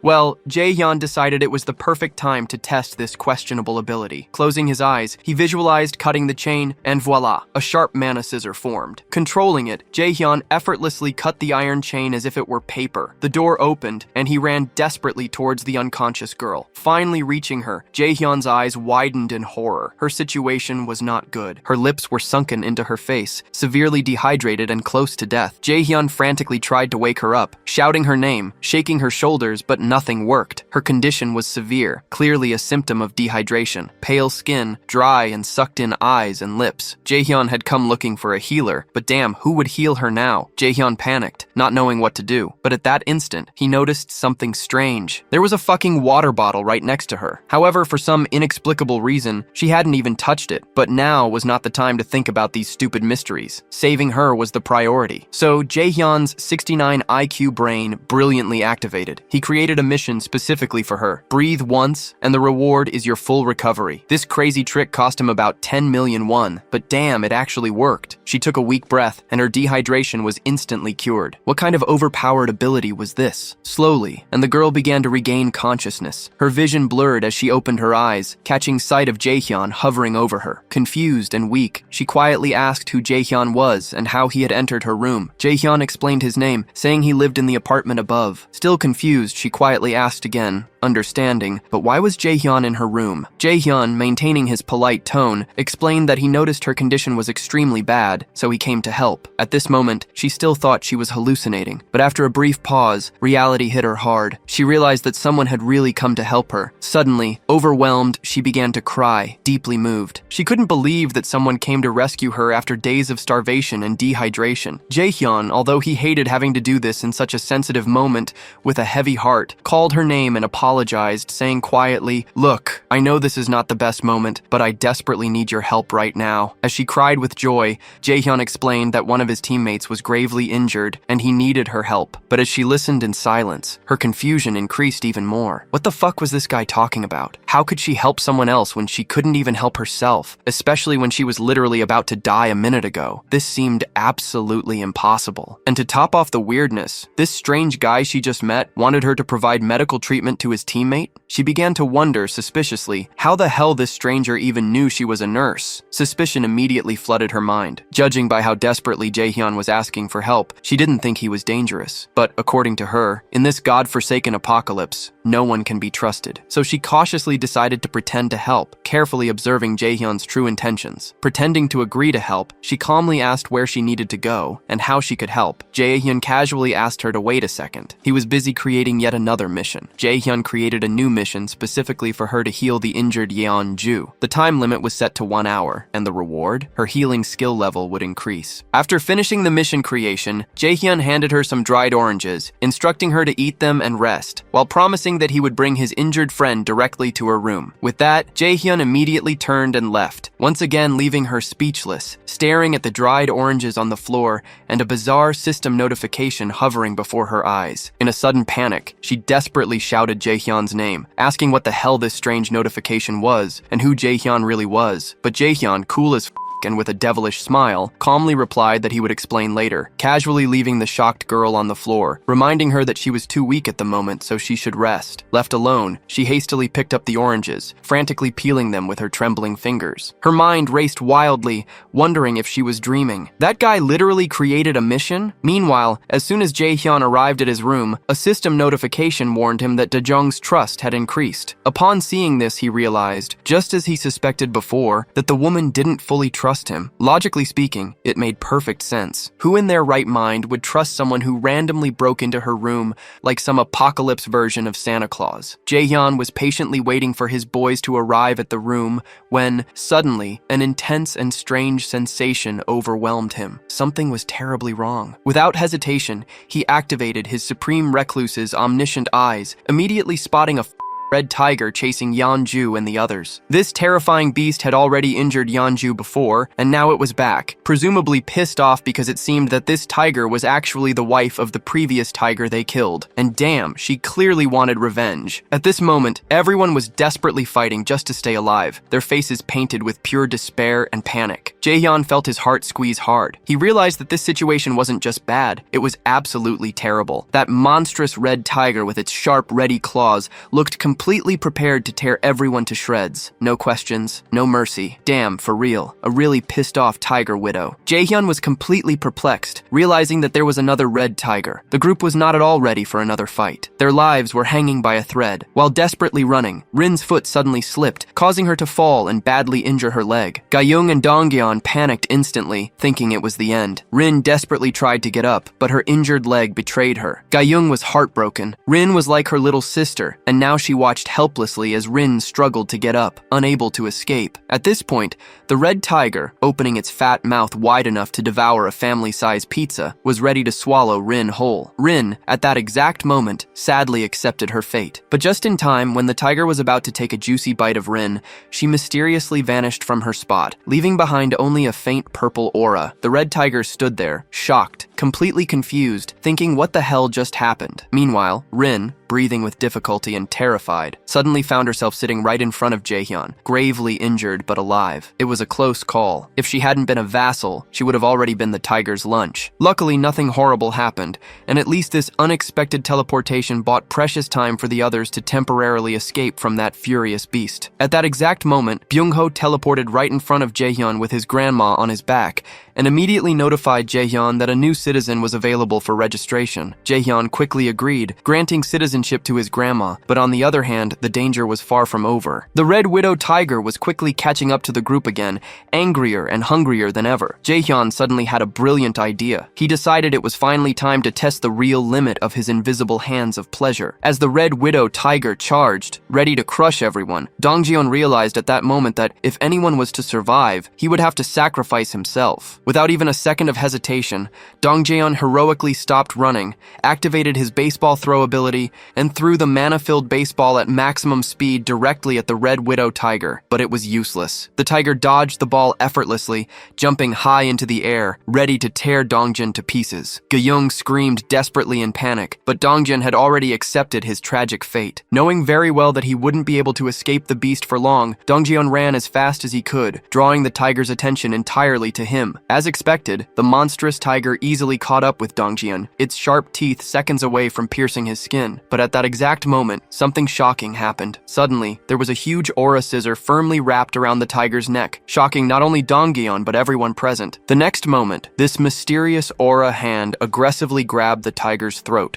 mercilessly suffocating the beast and lifting it into the air, squeezing even more as the widow tiger desperately struggled to breathe. It thrashed violently, trying to break free, but it was useless. Dongjeon stood there, his eyes wide, completely shocked. What the hell just happened? He was sure he would kiss King Yama's ass today, but here he was, miraculously safe and sound. Gyeong and the others quickly ran closer, but at that instant, Gyeong received an unexpected system notification that scared her even more. Meanwhile, from a much broader perspective, we could clearly see Jaehyun calmly observing the whole situation from above. Jaehyun muttered that there was no need for him to personally hunt monsters with this incredible new ability in hand, especially considering that, with Gyeong making the kill, Jaehyun would earn 4 times the loot from that tiger. With this exciting new mission given, Gyeong quickly prepared her bow, her eyes sharp with determination. As the tiger pathetically struggled to breathe, Gyeong aimed and effortlessly hit the beast's target, killing the tiger instantly. Immediately, the system notified Jaehyun. By killing a level 28 Red Widow tiger, he earned a massive amount of 63,000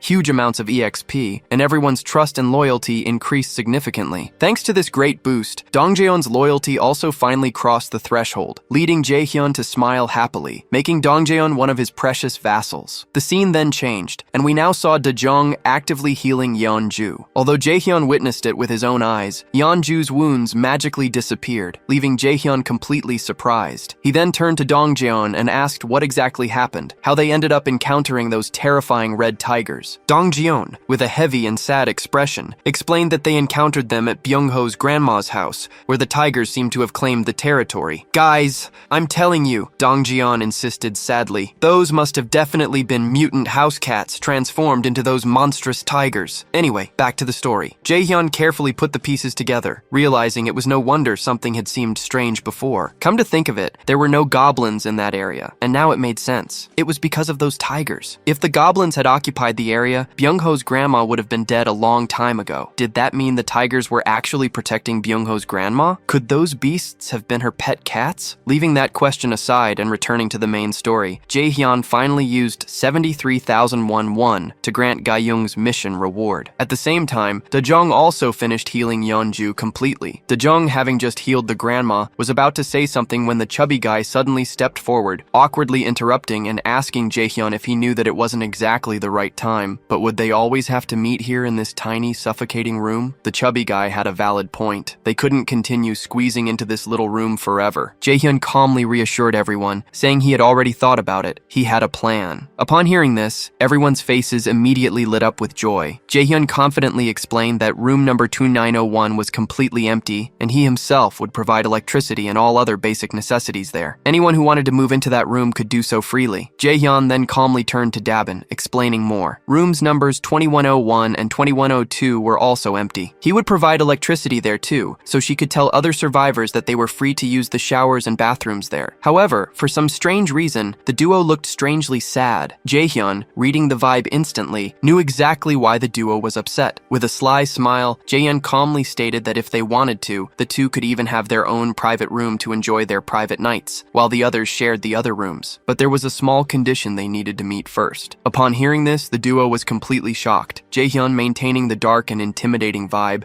explained with perfect clarity the condition they had to meet. Simply deliver a message to everyone. The message was direct but tempting. Whoever killed 100 goblins fastest would be rewarded with an entire empty room, fully equipped with all basic necessities, unlimited electricity, water, food, literally everything needed to live comfortably. Just 100 miserable goblins. Easy. Damn. The legendary Goblin Slayer himself would surely be fucking proud of Jaehyun right now. Jaehyun explained more, coldly stating that their only task was to bring people from everywhere to him, registering them as his citizens. And to accomplish this, they simply needed to kill 100 goblins. At this moment, Jaehyun was walking directly in the footsteps of Lloyd, skillfully manipulating everyone. With a twisted smile, Jaehyun finalized this new mission: kill 100 goblins and claim unlimited supplies. Meanwhile, the scene changed dramatically, and we saw a guy in a red jacket, chased by goblins and desperately fighting to break free. He was about to be captured when, by a miracle, he narrowly escaped towards an open door, sliding on the floor and barely saving his own life. The goblins chased him, but they struggled to fit through the narrow door. Patiently waiting behind that door, his teammates were ready, prepared to kill those goblins. It turns out that the poor red jacket guy was used only as bait. Because of this cunning trick, the group killed the goblins easily, turning the whole situation into a cruel and one-sided massacre. And the leader of this whole group, this complete asshole, whom I personally named Dumbass No.1, threw his spear and killed the last goblin, showing off to the team. But the red jacket guy was not happy at all. After all, he was the only one who had to constantly risk his life, while everyone else had easy kills. Frustrated, he complained bitterly about how unfair it was to always be used as mere bait. Upon hearing this, Dumbass became furious and coldly told the red jacket guy that he was nothing but a pathetic loser, stating clearly that without him, the red jacket guy would undoubtedly suffer a dog's death. Dumbass even ordered him to act like a loyal dog, or he would quickly become goblin food. The situation escalated quickly, leaving the red jacket guy with no other option but to apologize. The scene changed again, and Dumbass, happy and confident that he had killed 100 goblins, went to get the promised reward. But to his bitter disappointment, Dabin had already given that reward to the first team that completed the challenge. And here's the twist. It turns out that Dabin's own brother was the first to kill 100 goblins, giving the promised room instead to an elderly couple. Dumbass didn't like this at all. Visibly furious, he immediately began to complain loudly about how unfair the whole situation was. Dabin's brother then calmly explained that Jaehyun had prepared a special arrangement specifically for Dumbass's team. They were instructed to go to the 30th floor for their reward. Although Dumbass was absolutely pissed, he had no other choice, reluctantly going toward the 30th floor. On the way, Dumbass had a disgusting and mocking smile, questioning why Dabin respected Jaehyun so much. It was hilarious. Did she really think Jaehyun was some kind of god? He continued to openly mock Jaehyun, sarcastically referring to him as nothing more than a ridiculous cult leader. But then, the red jacket guy, whose name was actually Shung Min, discreetly disagreed. He insisted that since Jaehyun was genuinely helping and protecting them, they shouldn't speak ill of him, especially since everyone clearly wanted to stay on Jaehyun's good side. Dumbass, staring at him coldly, clearly didn't like this statement. With a chilling look, he made it clear in silence that this conversation was far from over. The elevator doors slowly opened on the 30th floor. Dumbass, still fuming, whispered coldly to Shung Min that they would finish the conversation later. But as soon as they left, Jaehyun calmly approached them, his chilling aura palpable, with one hand casually in his pocket, his cold eyes fixed on everyone. The entire team immediately fell silent, completely shocked by Jaehyun's intimidating presence. Dumbass quickly composed himself and politely introduced himself, hoping to ease the tense atmosphere, but Jaehyun simply shook his hand casually, calmly complimenting their unique use of the barrier and clever hunting strategies. Dumbass stood there, completely shocked, and nervously asked how Jaehyun even knew about their tactics. Jaehyun, however, didn't bother to answer. Instead, he smoothly jumped straight to the main point. He coldly informed them that electricity, water, and gas would now be provided to apartments 1301 and 1502. Dumbass, still in doubt, cautiously asked how this was possible. Jaehyun calmly replied that it was because they had successfully killed 100 goblins. They had earned it. Then, without even a brief pause, a deeply unsettling and creepy smile slowly spread across Jaehyun's face. In a cold and chilling voice, Jaehyun mentioned Dumbass's previous mockery, specifically the comment about him being a cult leader. Jaehyun coldly stated that he had no interest whatsoever in being treated like a god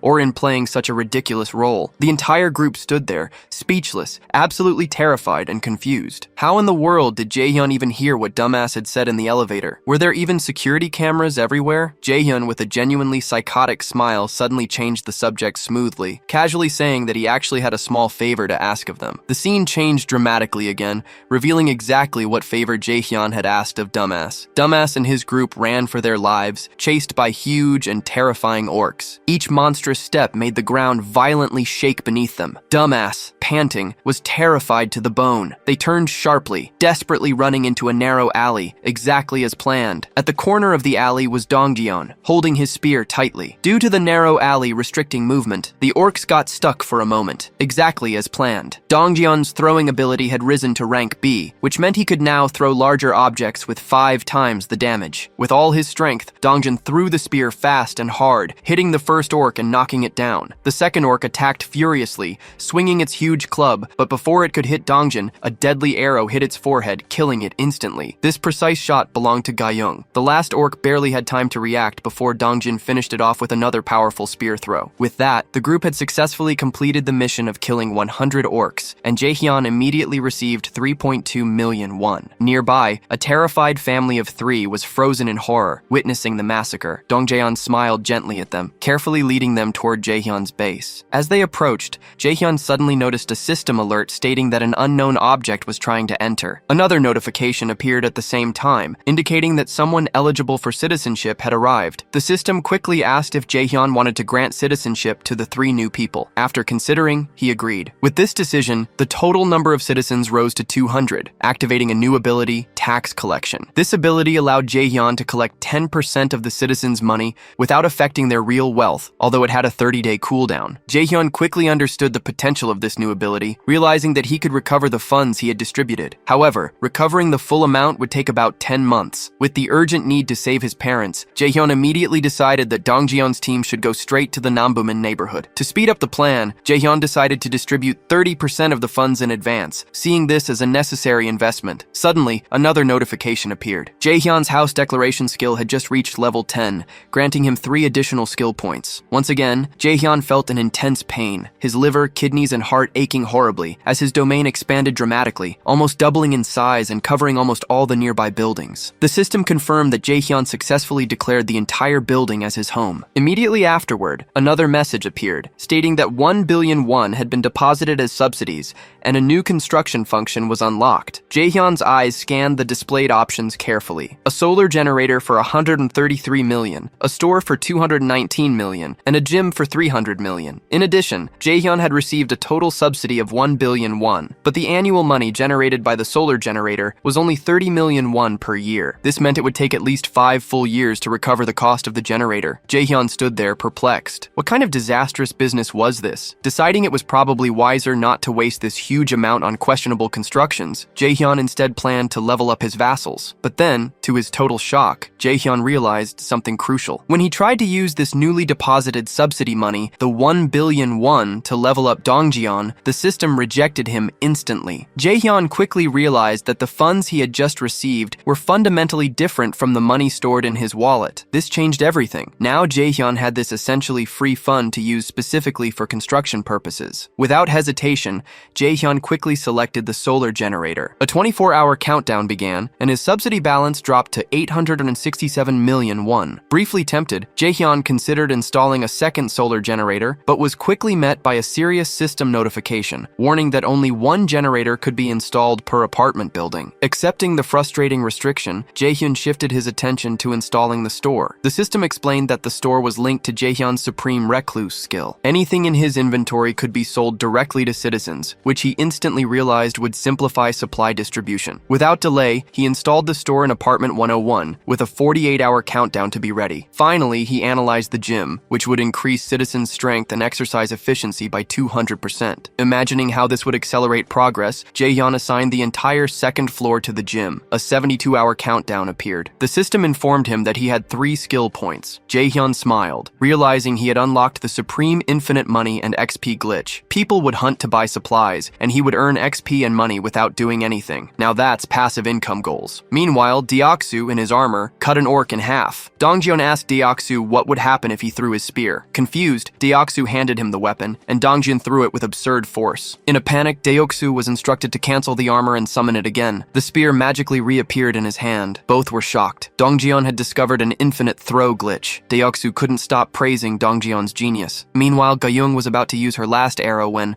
out of nowhere, more arrows appeared in front of her. At this point, point, brother Jaehyun was literally playing a real-life Creative Kingdom Come. Ga-young was shocked. The system showed a new skill, Omni-Focus, which allows using other skills within Jaehyun's domain. With the arrows reloaded, she took down another orc. The system registered the kill, and Jaehyun received 2,388 won. The mission was completed, and Ga-young leveled up. Jaehyun realized he could improve vassal statuses, which filled him with hope to save his parents. Their house was 10 kilometers away. Determined, Jaehyun went to the rooftop, feeling urgency. His focus was on leveling up Dongjeon's group. He checked Kim Jeon's status, level 22, with the skill Crow Familiar for reconnaissance. Then, he reviewed Yeonju's profile, level 33, with the skill Warrior Bear. Finally, he checked Kim Da-jung, level 30, with the skills Healing, Blessing, and Magic Armor. Jaehyun thought about the team. Yeonju and Kim Da-jung were good choices, but Yeonju's low loyalty made him hesitate. He then thought about bringing Yeonju's son back. He tried the resurrection, but the system said he didn't have the money. He decided to wait and created a group mission to hunt a level 40 or higher monster in 24 hours, with the reward of Yeonju's son's resurrection. Failure meant death. He chose yes, and it worked. Suddenly, someone knocked on the door. It was Yeonju, out of breath. She ran as soon as she saw the mission. Jaehyun said it was possible, but time was short. Yeonju fell to the floor, crying, thanking him. The system showed that her loyalty had passed 30, and she could become a vassal. Later, Jaehyun was at the sink, watching the faucet turn on by itself. He was getting used to controlling things with his mind. Wow, our boy is becoming Magneto every day. He had control over electricity, water, and gas. Today's store profit, 320,981 won, was added to his wallet. He smiled, knowing that the store sold over 1.5 million won. Jaehyun checked the people in the store, feeling in control. Meanwhile, somewhere else, a boy asked a friend about their savings. The friend said the bow cost 150,000 won, and that they only had 10,000, and that it would take 2 weeks. The boy laughed, reminding him that they also needed to pay for food. The friend got annoyed. Jaehyun thought about how everything changed since the store appeared. Even small coins motivated people to hunt. The system showed the current population, 789 out of 11,000. Jaehyun believed the number would soon grow faster. He received another message. He defeated a level 18 orc and earned 1.2 million won. Somewhere else, Yeonju, in her warrior bear form, was killing goblins and orcs. Ga-young and Kim Da-jung checked on her. Yeonju apologized for having taken most of the monsters, but Ga-young smiled and said it was okay. Jaehyun thought it was a smart move to have put the two together. He checked Yeonju's new status, level 40, with the title Ninth Bell. Her trust and loyalty rose to 66. The rank S skill, Berserk, was the craziest. When she saw blood, her strength increased by 300%. While thinking about her powers, a cracking sound resonated. The three women saw a huge orc emerge from the shadows. Yeonju instantly transformed into her beast form, the fierce and unstoppable mother bear, and attacked the orc. The battle began, and the two seemed evenly matched. Ga-young shot an arrow, but the orc blocked it with its axe. Yeonju got angry, and the angrier she got, the stronger she became until she doubled in size and attacked. The orc lord, now screwed, had no time to react before Yeonju attacked him. The system notified her of the victory. She defeated a level 28 orc lord, earning a massive reward of 73,000 won. Another message warned that she had unlocked an outpost. The outpost needed a knight to reside there for 7 days, and the price was 1.3 billion won. Jaehyun thought it was too expensive and the time too long. He decided not to build the outpost. He knew the outpost would be useful for the family, but it wouldn't be easy to relocate the grandparents. He could only hope they were alive. With this determination, Jaehyun decided that the next day he would send Dongjeon's group straight to the main house. Back at the subway, Kim Jeon watched the battle in shock. He saw Yeonju tear the orcs to pieces, who begged for mercy. Kim Jeon wondered how Jaehyun recruited someone so strong. Kim Jeon noticed that Yeonju was focused on the goblins. The system showed a new mission, return in 1 hour. Kim Jeon knew that even simple tasks could go wrong. Dongjeon's group appeared, and he informed Kim Jeon that it was time to go back. Kim Jeon called his familiar, Kami, to go ahead. Through the crow's vision, he informed them that the way was clear. The group moved forward. Kim Jeon noticed a rat, which disappeared. He ignored it, but felt something strange. Going up the stairs, he looked back and saw 2 small red lights in the shadows. The same rat he ignored sped toward the group, signaling danger. The scene changed to Jaehyun bowing before Dongjeon's group, hoping they would help him. Dongjeon asked if Jaehyun's family was alive in the building. Jaehyun admitted he didn't know. He just needed their help to find out what happened. Byung-ho jumped forward, saying he would do anything his god Jaehyun commanded. The rest of the group expressed their gratitude to Jaehyun. They promised that everyone would help him. Jaehyun thanked everyone and explained the new strategy: go to Seomyeon Station. He recommended that everyone rest. However, Yeonju asked if Jaehyun couldn't use his powers to teleport his family. Jaehyun was in painful silence. He remembered that he had tried this several times, but it didn't work, as he can only teleport people within his domain. He admitted that he couldn't do everything, but he promised to fulfill the promise he made to her. The system alerted that Yeonju's trust level had just increased. With a smile, Yeonju thanked him. Jaehyun smiled back and encouraged everyone to rest. One by one, everyone left. As soon as things calmed down,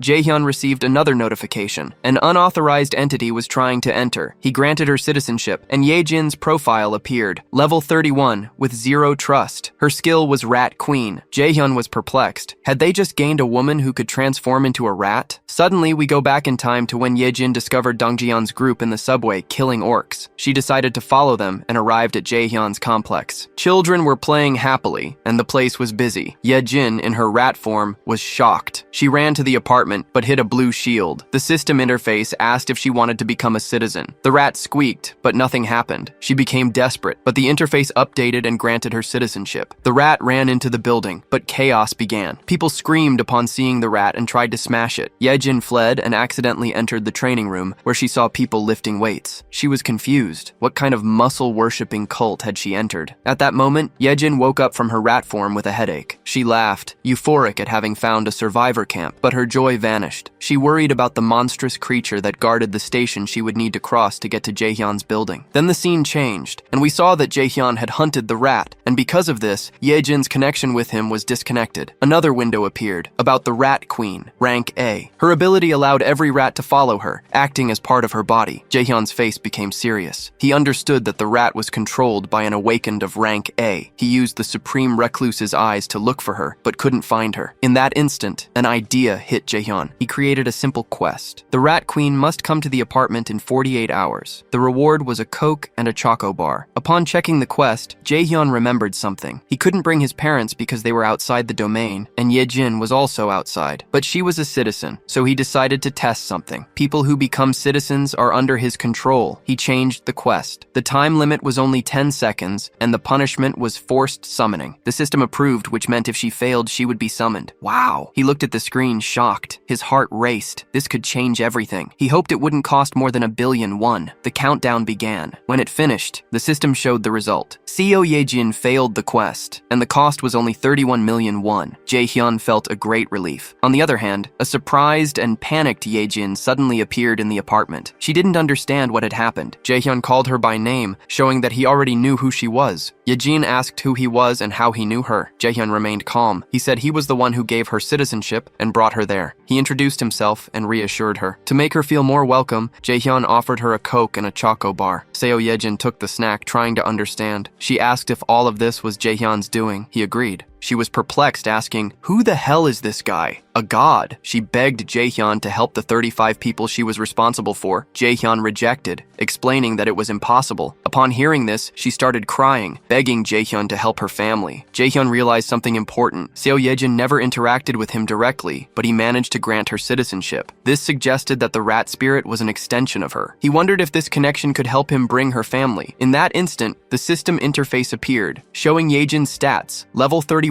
with 37 trust. Her ability was Rat Queen. Jaehyun noticed that her trust had already increased. He turned to Yejin and asked if she would do anything to protect her family. She confidently affirmed she would. Jaehyun agreed, explaining that there was only one way to save her family, but it required her total trust. She declared full trust, and a system notification appeared. Her trust level rose to 50, and her loyalty to 33. She met the conditions to be a vassal. Jaehyun activated the vassal registration process. A blue aura surrounded Yejin, and she watched herself, surprised. When the process finished, her stats changed drastically. She now had the titles of 10th Seed, Knight, and Tamer. Her trust increased to 52 and loyalty to 33. New information revealed that a tamed being's stats grow based on loyalty and trust. Jaehyun saw that Yejin's evolution class was A+, which meant the tamed rats would continue to grow. Although I wouldn't be surprised if one day her rats grow muscles and start walking on 2 legs, Jaehyun asked Yejin if any of her rats were near her family. She didn't answer right away, but he insisted she send one. Yejin followed his command. At the same time, Jaehyun activated the Supreme Recluse's eyes and shared the rat's vision with her. The rat ran toward Yejin's family. When it arrived, food and drinks appeared in front of them. Jaehyun received another notification. Seo Yejin's trust level went up again. He realized that her ability and his eyes created a perfect synergy. He had just gained the ultimate reconnaissance ability. Yejin asked Jaehyun if he was talking about the Nambuman neighborhood. Jaehyun confirmed. Yejin got excited, as she knew the neighborhood and could send a rat to safely scout the area. Using the rats, Jaehyun could confirm if his family was alive without risking the team's safety. Yejin assured Jaehyun she would take care of it. The system showed that her trust and loyalty levels increased. Jaehyun encouraged her to leave right away, suggesting she use the subway tracks. But Yejin was terrified and screamed it would be suicide, as a horrible monster lurked at Seomyeon Station. Jaehyun, intrigued, pressed her for more details. Yejin described it as a monstrous and cruel creature. Jaehyun, determined, asked her to send a rat to explore the monster. Yejin agreed. The scene shifted to the rat running frantically to the subway. Fear was on the rat's face.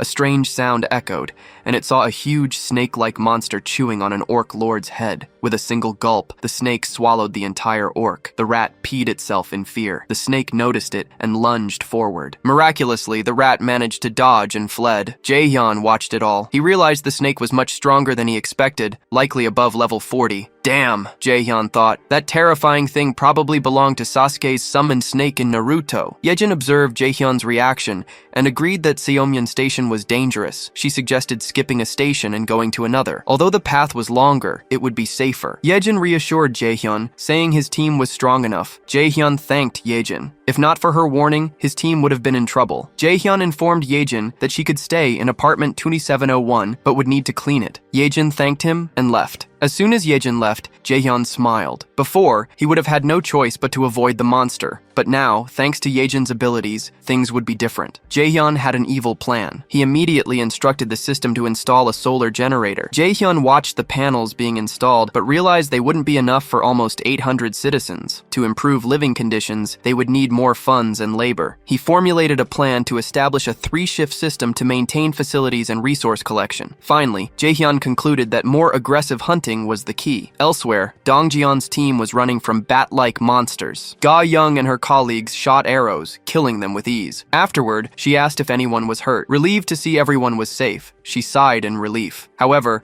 her sister mentioned the snake monster lurking at Seomyeon Station. Ga Young reassured her, saying they would be fine, as Jaehyun could summon them back. With renewed confidence, the group moved on, but came across a ruined train, surrounded by the grotesque bodies of orc leaders. Everyone froze in horror. The youngest team member vomited. Suddenly, a chilling sound approached, and they saw a huge, monstrous snake. Daeoksu screamed in despair, but in the next moment, Dongjeon grabbed Ga Young and shouted for everyone to duck. The snake let out a deafening roar, creating a shockwave that threw everyone back. The shockwave was too intense. The guys protected the women, but everyone's heads felt like they were going to explode from pain. At that very moment, the system clearly notified them, ordering them to kill the snake. Dongjeon felt immediate terror, but to his surprise, the giant snake was acting slowly. Seeing the golden opportunity, Dongjeon quickly exchanged glances with Yeonju and, without hesitation, threw the spear with all his might. Flashback to a few minutes earlier. Jaehyun had explained that the giant snake was known for devouring its prey alive. He realized it didn't care about small creatures, it just swallowed them whole. Using this behavior,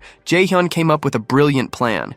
He sent Yejin to shove her tiny rat directly into the snake's nostril, and boom, she obeyed, running inside the snake's body. This was where Jaehyun's evil plan truly began. With a smirk, he opened his inventory and from inside the rat's body released poisonous gas, but that wasn't enough. Next, he poured gasoline into the snake's stomach and violently lit it. In an instant, the snake's body exploded in flames, being destroyed from the inside. The intense explosion shook even Yejin. Jaehyun quickly checked on her, and she assured him she was fine. Jaehyun praised her courage and returned to the battle. He observed the scene, deciding not to kill the snake directly. Instead, he planned for his knights, Dongjeon and Yeonju, to deliver the final blow so he would gain 6 times the experience and rewards. Returning to the present, Dongjeon and the group realized the shockwave wasn't from the snake, but from the internal explosion Jaehyun had caused. Seeing the opportunity, Dongjeon threw the spear with maximum force, killing the snake instantly. Immediately, the system granted Jaehyun a huge amount of EXP and 1.8 billion won. Since they defeated the boss of Seomyeon Station, Jaehyun could now build an outpost there. Dongjeon and Yeonju's abilities increased, and the domain level rose to 15. As a bonus, Jaehyun received 3 bonus skill points. A new message appeared, notifying that people qualified for citizenship had been found. There were about 200 people. Jaehyun granted them citizenship on the spot. spot. The system updated, announcing that the total number of citizens had reached 1,000. Because of this milestone, everyone gained a new ability called Baseline,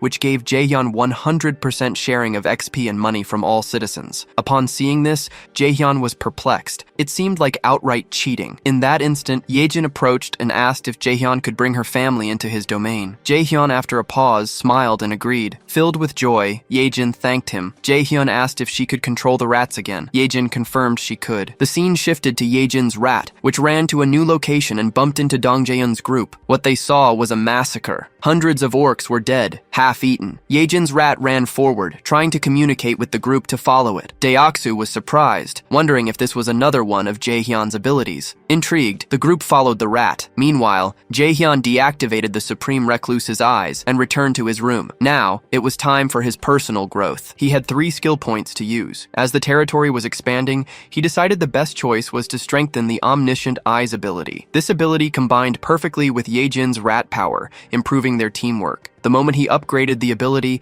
a sharp pain hit Jaehyun's head. Elsewhere, Donghyun's group ran into a goblin horde. Jaehyun could now see the exact levels and stats of these goblins. They were level 8, moved in organized groups, used spears and clubs, were agile, and could see well in the dark tunnels. Watching this, Jaehyun realized how valuable this vision could be for scouting and survival. He started thinking about hunting goblins to acquire this ability, and also remembered his goal of decreasing the resurrection cost. For this, he decided to assign more quests for others to fight and grow, saving resources and increasing efficiency. Next, Jaehyun focused on another ability, Dignity Maintenance. As the population grew, maintaining trust and loyalty was increasingly vital. He used a skill point to improve dignity maintenance. Immediately after, a loud, sudden gunshot broke the silence. Jaehyun's eyes turned to the noise, his face becoming serious. He realized the shot didn't come from the building, but from underground. The scene shifted, revealing something bizarre. Goblins casually holding guns, wearing jackets and pants. What the hell? As the goblins opened fire, Dongjian signaled for everyone to duck. Bullets flew dangerously close, and they realized they had no chance in a direct gunfight. Dongjian was confused, wondering how the goblins got guns. But he didn't need to worry. Byung-ho teleported behind the goblins. With lethal precision, he pierced their chests, dodging bullets as he sliced through the goblins. Another goblin aimed its pistol, but an arrow hit its hand. At the same time, Ga-young and Deoksu ran to join the fight, and Yeonju transformed into her beast form. Together, they annihilated every goblin. On the other hand, a system message appeared, notifying Jaehyun about a new item, guns in his store, with unlimited ammo. Holy crap, this was a game changer. But Jaehyun realized the problem. He couldn't just sell the guns. If ordinary people saw guns for sale, their excitement for hunting monsters would go up. But he knew not everyone was trustworthy. Until now, he had accepted everyone as a citizen, assuming he could manage the troublemakers. But now, introducing guns was dangerous. They gave immediate deadly power. If the wrong person used this lethal power, chaos could begin. Envy, resentment, jealousy, these common emotions could turn into serious problems. Because of these risks, Jaehyun decided that only trustworthy people with high loyalty would be allowed to use guns. He knew right away who the first person should be. Meanwhile, Dongjian's group had killed all the goblins. Suddenly, to Byung-ho's surprise, a gun and a mysterious box appeared in front of him. With deep reverence, Byung-ho took them, silently thanking his god, Jaehyun. At this point, Byung-ho adored Jaehyun so much that he would consider marrying him. Afterward, Dongjian's group continued advancing, with Yejin's rat guiding them. They reached a door. Dongjian opened it, and inside, they found a group of terrified people. Elsewhere, Jaehyun was calmly walking outside with Yejin, enjoying the moment of peace. Suddenly, a new system alert warned him that an unknown entity was trying to enter. Shortly after, another notification appeared, indicating that someone qualified for citizenship was nearby. The system asked if he wanted to approve. Without hesitation, Jaehyun granted citizenship. Her sister Dabin teased her, saying she smelled good, asking if she had showered. Yejin laughed, saying she now had hot water. From a distance, Jaehyun watched their happy reunion. After a moment, he called out to Yejin, saying apartment 2701 was hers, but it might get crowded if she wanted to put more than 30 people there. Seeing her concern, Jaehyun said he would give her 3 more rooms because she deserved it. Joyfully, Yejin thanked him, promising to work tirelessly. Jaehyun received another notification. Yejin's trust and loyalty levels increased. Hongdal-rae, Lee Seung-jun, and Han Jung-soo's trust and loyalty also improved. Observing the interface, Jae-hyun remembered that he had leveled up before and forgotten to check the rewards. He saw a new feature, the Guardian Beast Management System. He opened it and almost fainted. To unlock it, it required 1,000 won. As he processed the cost, a gentle voice interrupted him, asking if he had a moment to talk. Jae-hyun invited her in. It was Hae-rin, the youngest of Dong Jaeon's group, who seemed nervous. She said she had something important to discuss. Jae-hyun invited her to sit down. Hae-rin apologized, her voice trembling, and asked to leave the group. She felt useless, thinking no one would notice if she disappeared. Jae-hyun encouraged her to speak, and she broke down in tears, confessing that the monsters were terrifying, and she felt useless because she couldn't use her poison mist near her colleagues. Jae-hyun had expected this conversation. He understood that poison mist was dangerous if used incorrectly. He reassured her, saying the timing was perfect, as he needed someone trustworthy to help him. Da-bin, who cared for the injured, was exhausted and had asked for help. Jae-hyun said he needed someone honest and compassionate, and she was the right person. He reminded her that no one was useless if they kept trying. He reminded her that the poison mist was unique, and that one day it would shine. If she couldn't fight outside, she could help inside. Jae-hyun bowed deeply. Hae-rin was shocked, felt touched, and smiled. The system showed that her loyalty went up to 100. She wiped her tears and promised to do her best. Jae-hyun smiled, promising to continue to count on her. Moments later, Jae-hyun considered unlocking the new feature. An interface appeared, showing that it required 1,000 won. He decided it was worth it and clicked yes. A golden magic circle appeared, and in the center, a golden crystal egg began to crack. The blinding light forced him to close his eyes. When the light was gone, he saw a small, adorable black bird. He activated the Supreme Recluse's eyes and saw it was a three-legged divine raven, level 1. It had the energy of the sun, but was a baby and needed protection and sun to grow. Jae-hyun named it Little Blackie. The bird flapped its wings excitedly but kept going, and Jae-hyun realized it was hungry. He gave it a bag of chips, which the bird ate happily. Afterward, Blackie fell asleep like a lazy cat. At that moment, Jae-hyun received an alert. Blackie's level increased, and the solar generator's efficiency went up by 100%. Jae-hyun remembered that each generator generated about 80,000 to 100,000 won per day. Now, with Blackie's boost, the annual gain rose to 90,000 won. He decided to install solar generators in the 10 new buildings. The 24-hour countdown began. Satisfied, Jae-hyun went to apartment 3001. As soon as Fatty opened the door,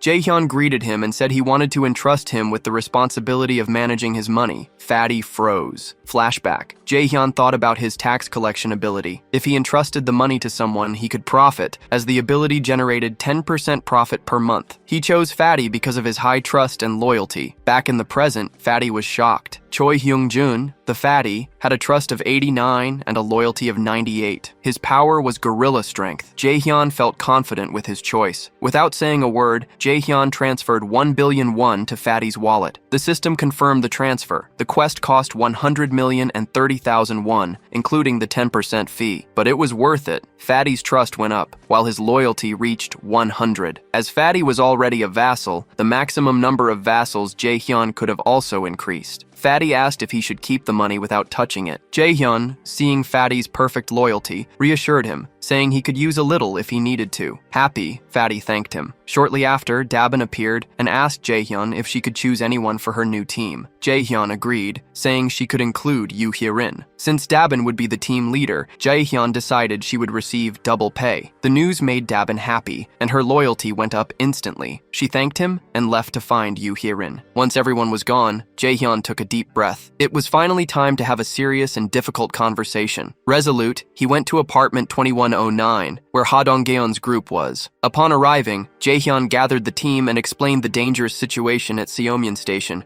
where an incredibly powerful monster awaited them. The area was relatively safe. There were no monsters on the streets or on the subway tracks near Seomyeon Station. Between Bayum-Naegol and Bayum-il stations, the monster population was low, an opportunity Jae-hyun knew they needed to seize. As he spoke to the team, Jae-hyun remembered Yoo Hye-rin's outburst. That moment affected him, reminding him that these people were risking their lives for him. It was a huge weight on his shoulders. Thanks to Ye Yejin, they discovered the threat at Seomyeon Station much earlier. If they had discovered it late, the situation would have been deadly. Catching the threat early gave them an advantage. Jaehyun understood the cruel reality. The world was brutal, and anyone could die. He wanted to protect those he liked. With all these thoughts, he informed the group that the next morning they would go to Jigalchi Station. Later, in his room, the system screen appeared. The solar generator's power had increased by 100%. Additionally, Blackie leveled up again and unlocked the power of the sun and elemental magic. As Blackie's owner, Jaehyun inherited this power. Elemental magic? That's huge. Curious, he raised a finger and a small flame lit up. The sensation was strange but familiar. Later, in an isolated area, he imagined a gigantic flame. He stretched out his hand and focused the energy, but only a small flame flickered. Jaehyun was disappointed, but curiosity replaced disappointment. He remembered the special gas created by his ability. If he mixed the gas with the flame, the results could be explosive. Now it was just a baby flame, but one day, it could become a terrifying fire, a true monster ability. Feeling excited, Jaehyun ended the test and returned home. While eating, another notification appeared,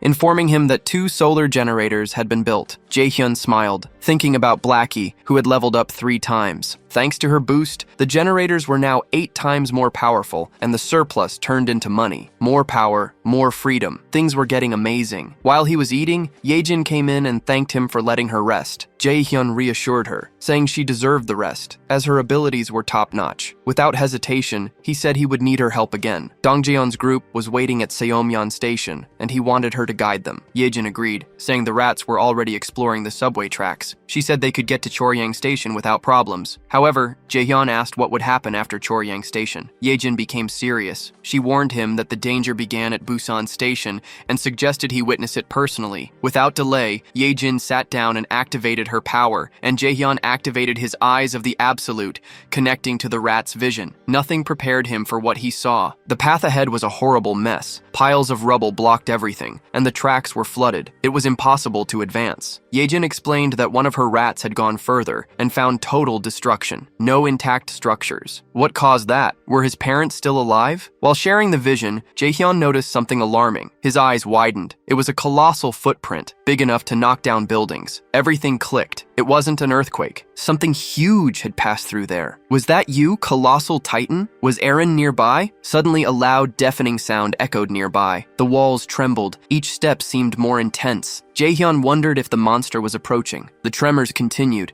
and he started to worry that the house might collapse. Another earthquake shook the building, and he asked Yejin if she was okay. She reassured him but wondered what was causing it. Suddenly, an urgent voice called him from the elevator. Jaehyun and Yejin ran out and saw Fatty. In a panic, Jaehyun asked what was happening, but Fatty gestured for them to follow him. Jaehyun, Yejin, and the others followed him. The feeling of dread increased. In Fatty's room, a 60-meter titan was demolishing buildings with ease. It was a giant cyclops with a single red eye. Jaehyun muttered that his feelings always came true. He watched helplessly as the cyclops destroyed buildings and advanced. Fatty and the others panicked. Even Jaehyun felt real fear. Could he defeat a titan? Could he protect everyone? He was close to an emotional collapse when Yeonju stepped forward with determination. She wanted to fight to avenge her son. Jaehyun saw the focus and determination in her eyes. He believed in her courage. The system interface appeared, announcing a new quest: defeat the Cyclops in 24 hours. The reward was 1 day of resurrection for Yeonju's son. The punishment was a day of pain. Jaehyun wasted no time and gave a briefing. He assigned the teams. Team 1, Yeonju, Dongyeon, Daejung, Deoksu. Team 2, Ga-young, Byung-ho, Kim Ji-yeon. Team 3, Jaehyun and Yejin. He would guard the area, and the others would go to their positions. He reminded everyone that he counted on their strength and courage. Everyone followed the orders. Afterward, Hyarin warned him that the residents with military experience had gathered at the gate, and the others were evacuated to the basement. Jaehyun thanked her and told her to go to the basement too. However, Hyarin hesitated. Although she was terrified, she wanted to help. Jaehyun saw the fear but also the courage. She admitted she was scared but wanted to contribute. Hearing this, Jaehyun smiled and instructed her, along with Yejin, to go to the gate. He found the number of people small. Many had chosen to hide instead of fight. As he thought about this, a person approached. It was the red jacket guy. He asked Jaehyun what they should do. Jaehyun asked about Baek Seung-yeob and the twin brothers. The red jacket guy looked away, silent. The silence revealed everything. Jaehyun realized that Baek Seung-yeob and the twins fled, hiding in the basement. A wave of disappointment hit him. He understood that hundreds of people, including Baek Seung-yeob, chose to ignore the danger and prioritize their own safety. For Jaehyun, those people had chosen comfort over courage. He saw them as cowards who abandoned responsibility, leaving the burden of fear to the brave. But despite the frustration, Jaehyun would never forget the 101 brave souls who answered the call. These people weren't idiots. They didn't show up because they didn't understand the danger, but because they knew the truth. If no one fought, everyone would die. They chose to protect themselves and their families. Jaehyun remembered a phrase he heard. Courage isn't about not being afraid, but about acting despite it. This hit him hard. In a brutal world, those who acted despite the fear were the ones who ensured everyone's survival. And right there, in front of him, were 101 brave people. In silence, Jaehyun thanked each one of them. Determined to reward their bravery, he opened the system, and suddenly, guns and unlimited ammo rained from the sky, shocking everyone. At first, the group hesitated, but upon holding the real guns, feeling their weight, a new hope was born. They might have a chance against that monster. The giant Cyclops was terrifying and roared, making the buildings tremble. Nearby, Dongjin hid, holding a spear. He aimed at the Cyclops' leg and threw the spear with force. The weapon buried itself deep in the monster's leg, which roared in pain. Furious, the Cyclops looked for the origin of the spear,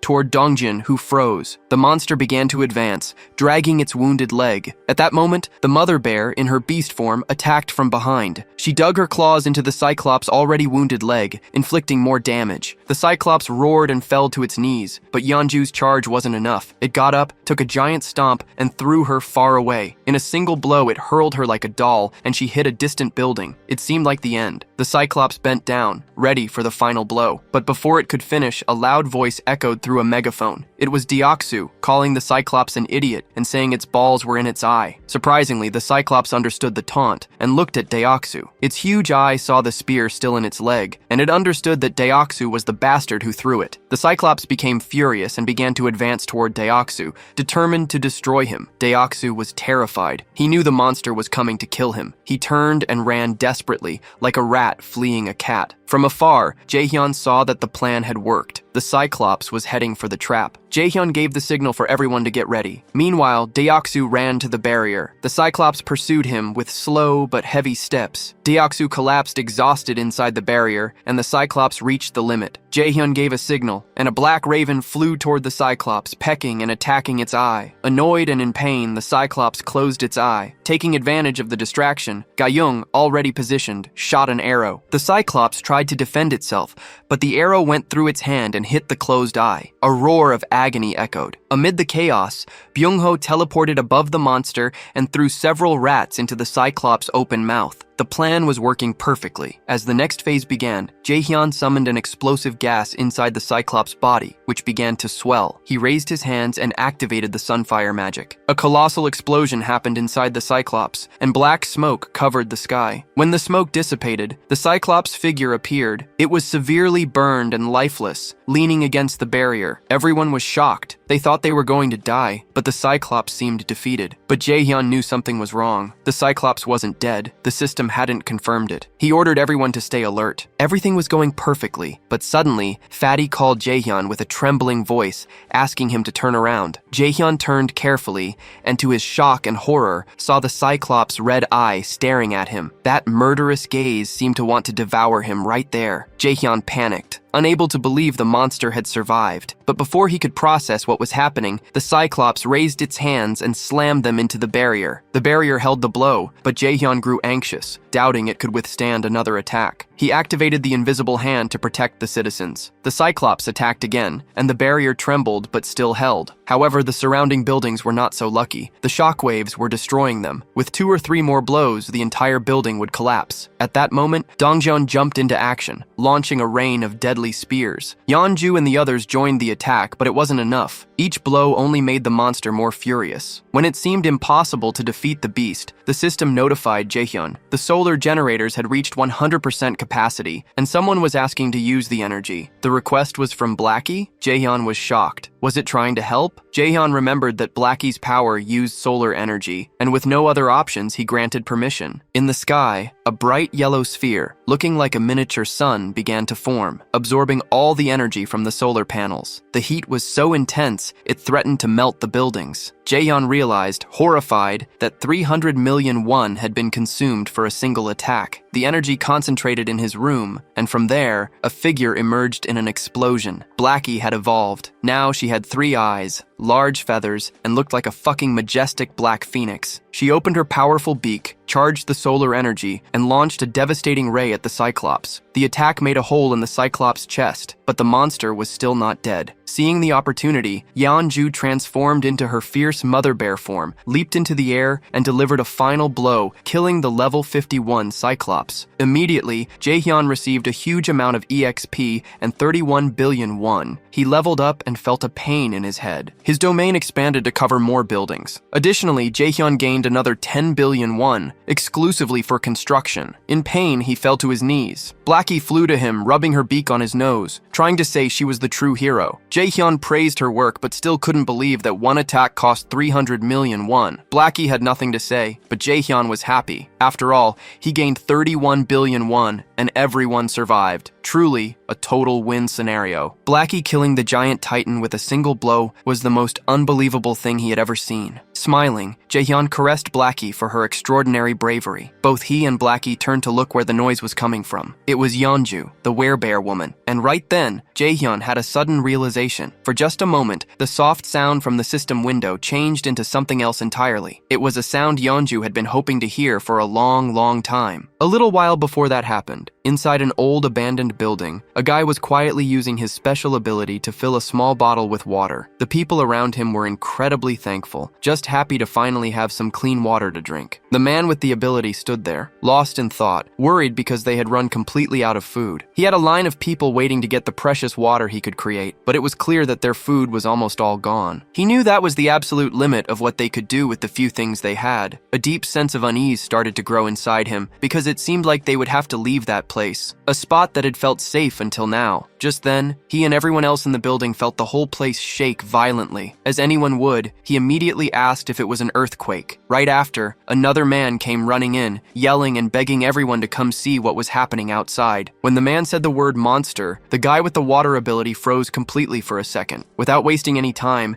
he started running, dashing up the stairs to get to the rooftop and see for himself. Once he got to the top, he was left breathless by what he saw. The enormous Cyclops was still standing, radiating immense power and fury, while the white-haired man trembled next to him, anxiously asking what they should do. The purple-haired one, Jaehyun, was already thinking ahead. He told the other guy to go and hide everyone in the basement to keep them safe. Overwhelmed and desperate, Jaehyun ran his hands through his hair in frustration, trying to come up with a plan. But it was obvious, fighting the Cyclops was absolutely impossible. He tried to reassure the other man, explaining there was nothing they could do against a thing like that. In the background, without them noticing, the powerful light of Blackie's upcoming attack had already started to form. The men could only speak in quiet, fearful whispers, saying all they could do was pray the monster wouldn't find them. And in the background again, the Cyclops was being obliterated. It caught them totally by surprise. They had no idea what had just happened, what kind of power had been unleashed. But when Hyuk saw it, when he really understood what was in front of him, he knew right then and there. This power came from an awakened person, but someone on a level way beyond his own. Hyuk called out to the silver-haired man, addressing him as Hyun, and told him to gather the people. Hyun, completely shocked, asked if he had lost his mind. Was he really suggesting they go toward that? But Hyuk was certain. Even though he didn't know who the awakened one was, he knew exactly what needed to be done. If they really wanted to survive in this horrible, unforgiving world, they had to stand with the person who had the power to take down a creature like that Cyclops. As they started walking toward Jaehyun's location, the people silently hoped and prayed that whoever they were about to meet would be a good person, because they had no other choice. Their fate was completely up to chance. They eventually arrived at the apartment complex and immediately figured this had to be the place. After all, the buildings were still standing, completely untouched in a world that had been torn apart. Hyun, walking ahead of the group, said said in disbelief. How can these buildings be standing in a world that's just fallen apart? But then he suddenly ran right into some sort of invisible wall. Right after that, a message from the system appeared in front of them, saying, "Entry prohibited." Another message followed immediately,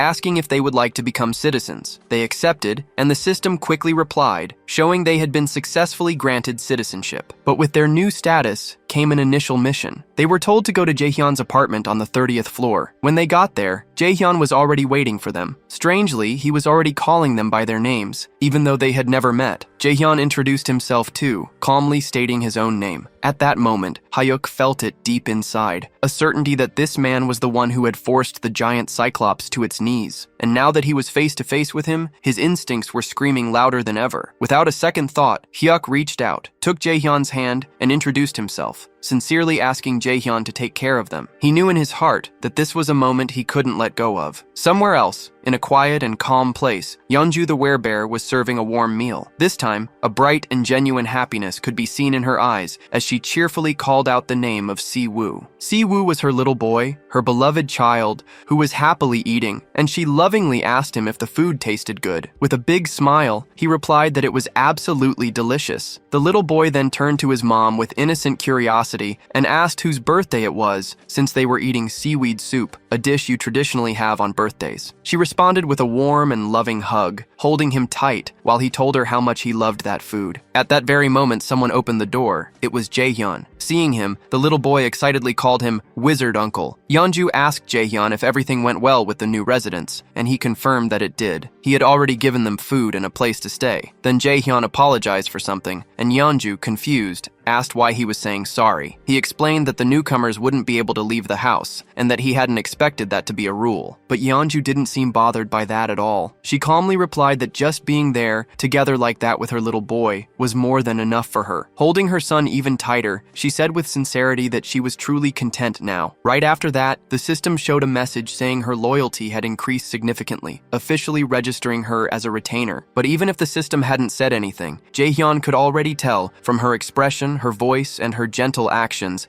that her heart was full. He could feel Yeonju's emotions clearly, without needing any proof. More time passed, and the mother and son kept enjoying their time together, now watching television side by side, smiling and laughing. And during that simple, peaceful moment, Jaehyun found himself thinking deeply about his own family, about how long it had been since he had seen them. He wondered how they were doing, if they were eating well, or if they were sick. He closed his eyes and imagined the worst, thinking something terrible might have happened to them in this chaotic world. Right then, Blackie appeared, making a bit of noise. The small creature started playing and having fun with the werebear and her son. Watching them all together like that, a quiet thought settled in for Jaehyun. There was no need to rush. It was just one day. One peaceful, ordinary day. And he understood how hard Yeonju had worked for this day to finally happen. At the same time, he also thought about how Yejin's rats were, at that very moment, heading toward the main house. When the rats got there, he would be able to deliver whatever his family needed. So today, looking at the mother and child smiling and happy, Jaehyun made a choice. He would focus only on taking care of them, because this was the moment when Yeonju's one and only dream was finally shining brightly. Then Jaehyun suggested they sleep in the master bedroom. But with her child still wrapped around her in a loving embrace, Yeonju gently said no, saying they could stay in another room instead. Even so, Jaehyun insisted they use the master bedroom, pointing out that it was the coziest and most comfortable place for them. With a warm and reassuring smile, he added that it was the right thing to do. Without hesitation, Yeonju lovingly stroked her son's hair, and together, they thanked Jaehyun for his kindness and thoughtfulness. Soon after, they went to the room, wished him a good night, and the little boy waved sweetly at Jaehyun before going in. Jaehyun watched them go with a deep sense of contentment in his heart, a faint smile on his face. The lights in the house slowly dimmed, and a gentle lullaby started to echo softly through the home, drifting from the bedroom as the child, still awake, listened quietly. Meanwhile, in the living room, Jaehyun lay on the sofa, listening to the sweet lullaby that went on for a long time, sung so tenderly by Yeonju's voice. It had been a very long time since he had heard a melody like that. Yet just by hearing it, his body started to relax, and his eyes gently closed, just like a child falling asleep in their mother's lap. A new day began quietly and peacefully. Jaehyun started the morning enjoying a breakfast lovingly made by Yeonju and her little boy. Afterward, they all got comfortable in the living room to watch the boy's favorite cartoons. The child was so excited, laughing at every scene as if he were seeing it for the very first time. Soon, Sihwa started chasing after Blackie, who had been peacefully enjoying the sunlight until he was suddenly disturbed, which clearly didn't make the creature happy. Later, after exploring all the new toys they had, Jaehyun, her son, and Jaehyun lay down on the floor together for a short nap. Between colorful drawings and laughter, every second of the day was filled with joy and real happiness. But time waits for no one. With Blackie on his shoulder, Jaehyun quietly cried, consumed by the silent sadness of only being able to give a single day of life to Yeonju's beloved son. Soon after, Yeonju knelt down on the floor, saying her final goodbyes while holding her son tightly, pouring all her love and strength into that hug. Still too young to fully understand the seriousness of the moment, the boy innocently asked if she was crying. With tears already streaming down her face, she struggled to keep her voice steady and calmly whispered that she wasn't. But with his tiny hand resting gently on her cheek, he could feel the tears. So softly, Siwa started wiping away her tears, doing his best to comfort her and asking her kindly not to cry. Yeonju held him tightly again, and in a trembling voice, she finally admitted that she was afraid. Afraid of the world because a world without him was far too terrifying. Then, with the innocence of a child, the boy simply called her mom and promised with total confidence that he was right there with her. Those words, so pure and real, made Yeonju break down even more, tears flowing from the sheer weight of her sorrow and despair. Even as Sihwa kept trying to reassure her, Jaehyun stayed in tears. He took a step back, slowly pulling away from her arms. Looking her directly in the eyes, he firmly promised that he would always be by her side. Overwhelmed by sadness, she called his name with a choked voice, but without stopping, he continued walking toward the setting sun. While behind him, she shakily called out that she still had so much left to do for him. He suddenly stopped. He turned around slowly, and with a gentle smile full of warmth and joy, he said that he loved her, just as his body started to disappear into the light. At that exact moment, hearing those words, she froze. Still kneeling on the ground, her body started to shake, and the immense pain made it almost impossible for her to respond. But as all mothers do, even in the middle of unbelievable pain, she smiled through the tears and managed to whisper back a quiet, "I love you." And with those final words, Siwa said goodbye with a peaceful smile. In the blink of an eye, his body vanished completely, and Jaehyun's hand, overcome by the unbearable pain of saying farewell, fell limply to the floor, while Jaehyun watched her silently, deeply concerned and heartbroken by her side. Soon after, she tried to stand, but the pain she felt was so overwhelming, so crushing, that her body simply wouldn't let her rise. Moved by the scene, Jaehyun could only think that hope is like a delicate flower that chooses to bloom right in the middle of despair. With his eyes closed tightly, he came to a painful conclusion. Those who hold on to hope must be ready to face the deepest sadness, no matter how cruel. Then he held out his hand to her and gently urged Yeonju not to lose herself in grief, promising her that this moment was not the end. At that, Yeonju lifted her head, looked at Jaehyun, and in a hesitant, trembling voice, she asked if that was really true, if this wasn't really the end. With total conviction, Jaehyun answered that if there was even the slightest chance, he would bring her son back, again and again as many times as it took. His words lit a new spark of hope, and Yeonju felt a renewed sense of strength. At that exact moment, the system showed a message. Yeonju's trust level had reached 100%, and she had gained primordial vitality. The scene then shifted to the red-haired man, who was screaming with uncontrollable fury. The twins, who had been listening to everything, became visibly frustrated when they realized that the standard spear, the orc spear, and all the money the red-haired man had carefully saved had vanished without a trace, leaving him completely confused and unsure what to do. The red-haired man, clearly angry, asked about his brother's stuff. His brother explained that when he had woken up,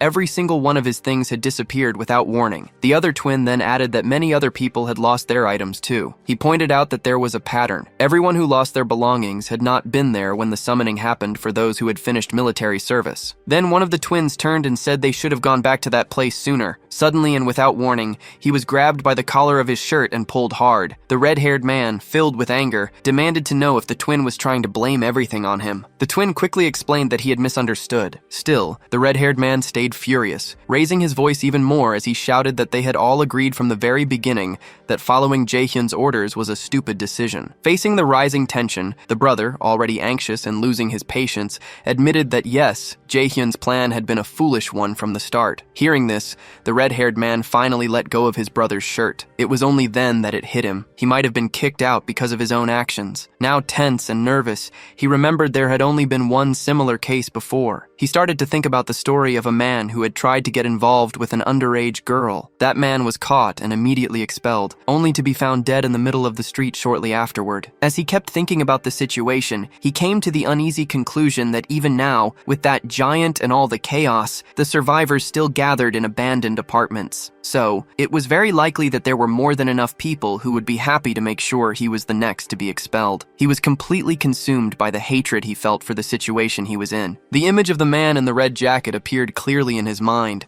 calling him a bastard, and he imagined just how happy that bastard must have been when he got a weapon. Soon after, the red-haired man scratched his head, restless and agitated, trying to understand how everything had gotten so out of control. Somewhere else, Jae-hyun watched everything, the tension around the red-haired man, and said to himself that this was only the start of the punishment he had carefully planned for him. Back with the red-haired man, a system window suddenly appeared behind him, showing a new mission, which caught him completely by surprise. Startled and not believing it, he immediately turned to see the message for himself. The system window revealed a new mission: hunt 20 goblins in 24 hours. If they succeeded, the reward would be a small amount of experience. But if they failed, they would suffer 1 minute of extreme, unbearable pain. Now back to Yeonju's most recent impressive achievement, the terrifying primordial vitality. It's a rare and highly sought-after ability that Jae-hyun now also has. It's known for making regeneration incredibly fast, always in proportion to how bad the injuries are. Jae-hyun could barely understand what he had just seen. Not for a second had he imagined that after reaching 100 trust points, Yeonju would get that exact ability. Still deep in thought, Jae-hyun soon realized that, for now, this ability wouldn't be very useful. With his eyes fixed on the system window, he kept following his own thoughts. After all, he wouldn't be the one fighting. Even if he were to leave the building, the chances of getting seriously hurt were pretty much zero. Even so, the fact that such a powerful skill was the reward for reaching 100 trust points was definitely worth noting. His thoughts then went to Byung-ho, who was also getting close to that same 100-point level. The idea of what might happen next started to form in his mind. If Byung-ho were to get an ability after hitting 100 trust points, and if Jae-hyun also got that same skill, one that would let him instantly teleport to any location he could see, then the possibilities would expand dramatically. Thinking even further, Jae-hyun started to imagine a future where this teleportation ability could be used with the absolute one's eye, along with the help of an activated advanced base. Right then, the system showed a message about the advanced base, a safe zone that could be set up outside of Haven. When activated, it temporarily gave the authority and protection of the city, as long as a citizen of knight rank or higher was inside. However, if enemies were in it for more than 1 day,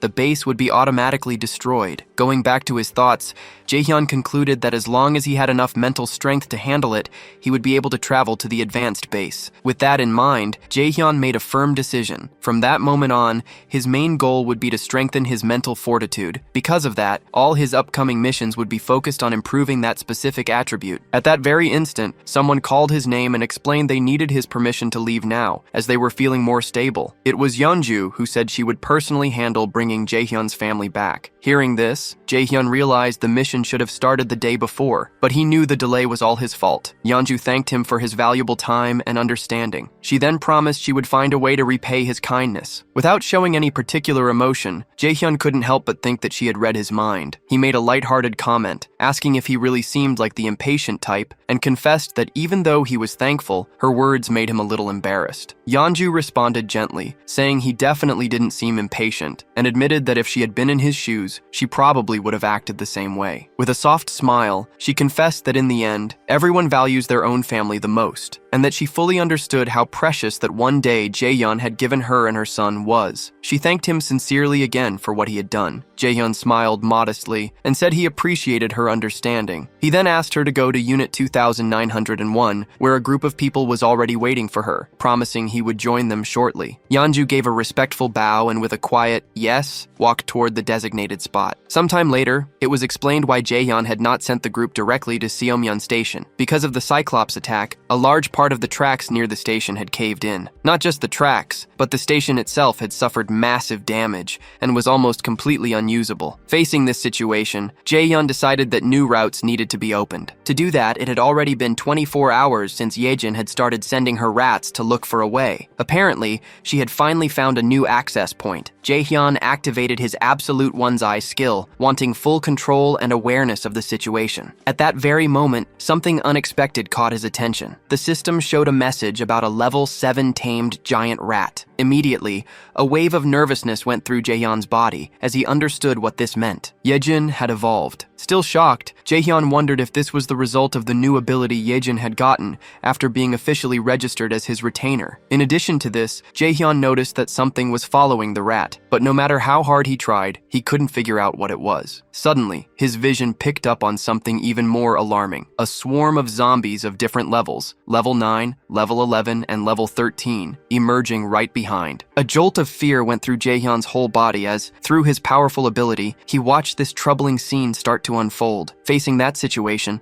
the rat dashed forward at high speed, desperately trying to get away from the zombies that were chasing it with endless determination. But in a completely unexpected turn of events, the rat suddenly stopped. It turned to face the coming enemies, and without showing the slightest bit of fear, growled aggressively at them, showing its teeth with a fierceness that didn't match its size. The zombies quickly surrounded the rat from every angle, blocking any way out. Yet even when faced with so much danger, the rat stood its ground, refusing to move even a single step back. From a distance, Jae-hyun watched the scene. Realizing the rat would probably die for no reason if it stayed there, he thought about causing a gas explosion to take the zombies down with it. Nevertheless, even with the threat closing in, the rat remained focused, taking an even more aggressive stance. With a sudden burst of explosive speed, it charged forward. Despite being completely surrounded, the rat managed to dodge every single zombie attack, skillfully weaving between them with surprising agility. Still watching from afar, Jae-hyun was thoroughly impressed by what he was seeing. After getting away from the zombies, the rat leaped forward and kept going. Amazingly, it came out of the fight without a single scratch and kept sprinting toward the exit. With only a short distance left, the rat took one final leap and shot through the opening to the outside. However, something was already waiting for it on the other side, silently watching its approach. With its eyes fixed on the rat and its sharp fangs showing, the creature let out a low, dangerous growl. It was ready to pounce at any moment. Instantly, the rat froze, completely paralyzed by a huge fear in the face of the predator's threatening presence. From afar, Jae-hyun was caught completely off guard, unable to hide the shock on his face as he watched the unexpected confrontation. In an instant, the level 23 land shark lunged forward with terrifying force. With its huge mouth wide open,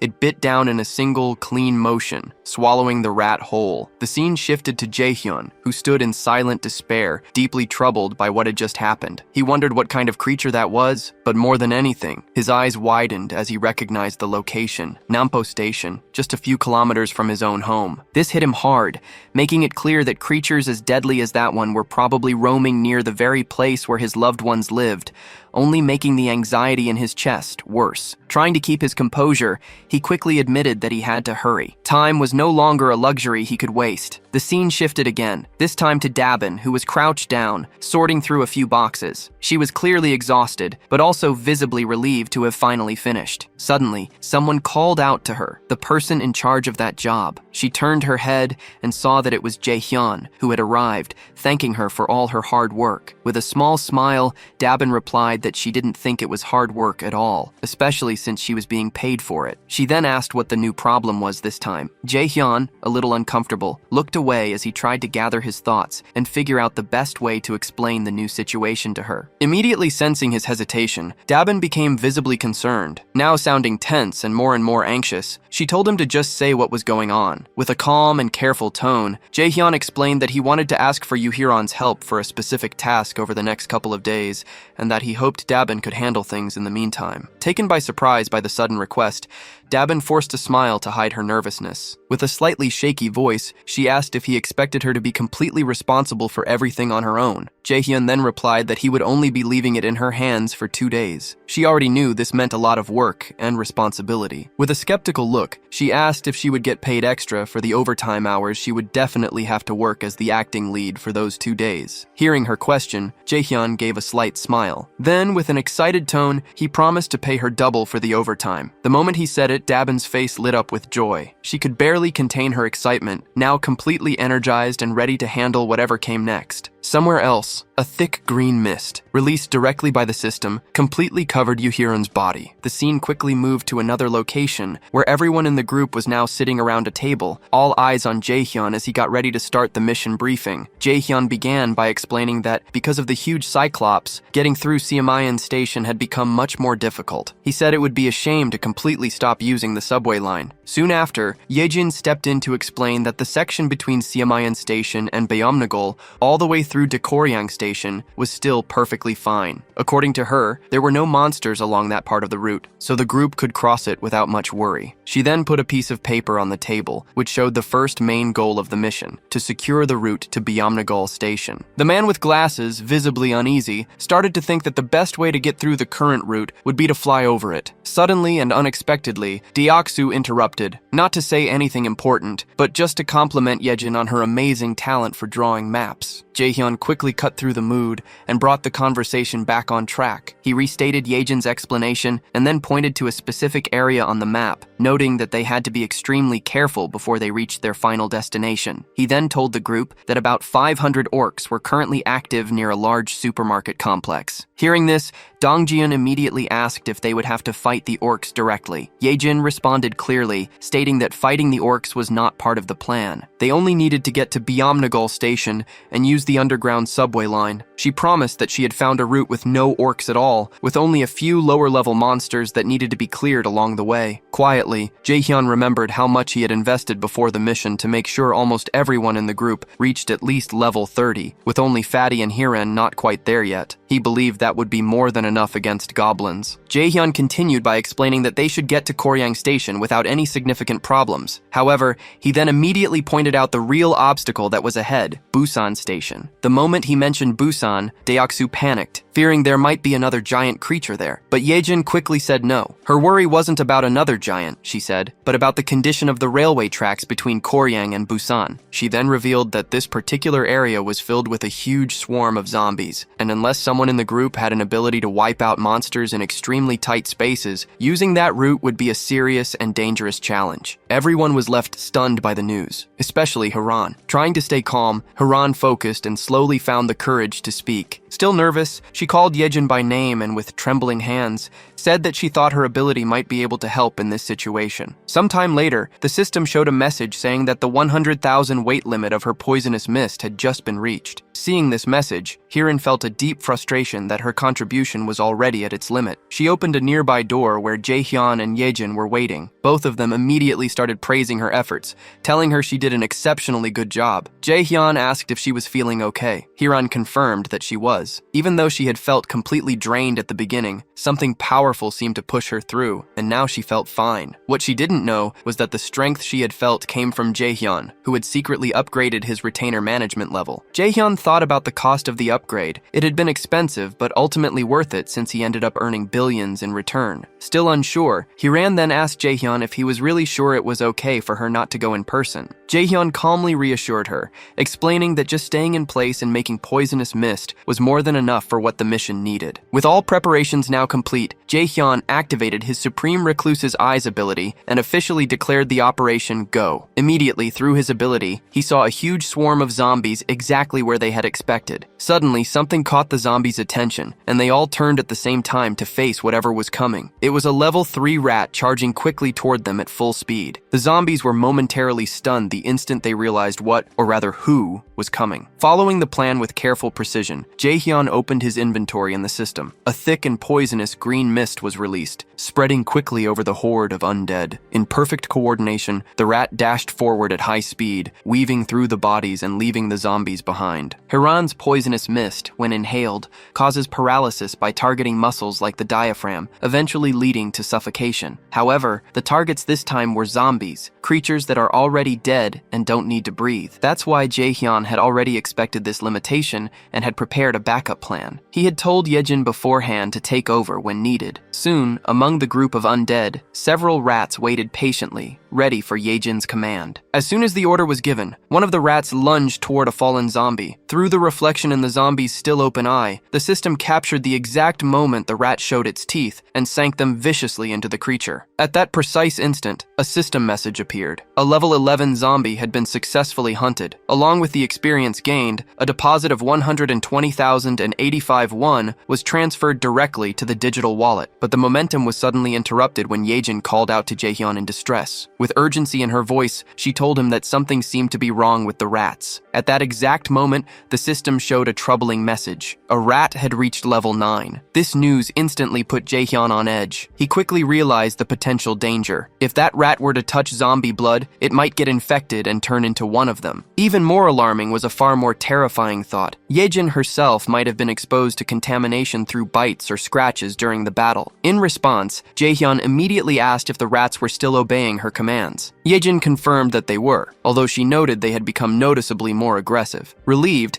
Jaehyun let out a soft breath and said that everything seemed to be going well, at least for now. Internally, he started to think about what was ahead. If they could get to Jagalki Station safely, then maybe, just maybe, he would finally have the chance to reunite with his family. But just as this thought formed in his mind, it was suddenly interrupted by a system message. An unauthorized person was trying to get into the shelter through the main entrance. Confused and alarmed, Jaehyun stared at the message, struggling to understand what was happening. Before he had time to act, a second message appeared. The system said that a group of 157 people met the requirements for citizenship and asked if he wanted to grant it. Relying on his gut feeling, Jaehyun confirmed. Immediately, another system message was displayed. The total population had now reached 3,000 residents. As a result, a new ability had been unlocked: Economic Activity Subsidy. Reading this new development, Jaehyun felt a brief moment of worry, unsure of what the consequences might be. But then, a small smile slowly formed on his lips. After all, this might actually be a good thing. The system continued to show new information, this time announcing that salaries would now be paid to citizens, with the amount determined by their titles or positions. The wages would be paid separately from the chief's wallet, depending only on the person's assigned role in the community. Reading this update carefully, Jaehyun realized this would be the perfect chance to give official titles to Dabin and the whole team responsible for managing public facilities. After all, a weekly salary of 700,001 won perfectly matched a daily wage of 100,001 won, making the accounting simple. Tapping the system's screen, he said that there was no longer any need to pay people manually, especially since doing so before meant giving up on reduced taxes. At the speed things were going, it became clear to him that they needed to expand the department responsible for public facilities. After all, the money given to citizens through the Economic Activity Support Fund was essentially free resources provided by the system. It wasn't a small amount either. Even the 100,001 won paid to each employee was a lot. Doing a quick calculation in his head, if there were 300 workers on the payroll, that was already 30 million and won per day. And if all positions, from basic workers to general managers, were filled, the total amount paid daily could easily reach 50 million and won. Thinking ahead, Jaehyun envisioned that as this money moved around, the total income he got from his tax collection ability would keep growing. On the other hand, the citizens would inevitably spend that money in his store, effectively bringing it right back to him. This made him realize that giving titles to as many citizens as possible was probably the most profitable long-term strategy. Yet he still wasn't completely sure which titles would be most fitting besides facility management. Soon, another idea popped into his mind. Positions related to maintenance, cleaning, and security would be practical places to start. So, before doing anything else, he went ahead and made Dabin the general manager. He remembered that she had already accepted Fatih and Hiran as members of the team, although he couldn't quite remember who the other members were. Just then, something caught Jaehyun's attention. It was the system again, this time showing a message that Dabin had reached 100 loyalty points, officially registering her as a retainer. At that moment, Jaehyun realized something important. Once a citizen reaches 100 loyalty, they automatically become a retainer. And now he began to wonder, do all retainers get a new skill at that exact point? Curious, Jaehyun got ready to check and see what new skill Dabin might have gotten. But just as he was about to click on the system, he was interrupted by an unexpected sight. Hiran, completely relaxed, was sound asleep on the sofa, even drooling a little. Watching the scene, Yejin looked a little unsure and asked if they should wake her up. Jaehyun replied that they should let her rest. She had done her job and must be completely exhausted. Smiling faintly, he admitted to himself that even though she tried to look fine, she probably went through something difficult and pushed herself right to the breaking point. If anyone deserved a break, it was her. Jaehyun activated his invisible hand ability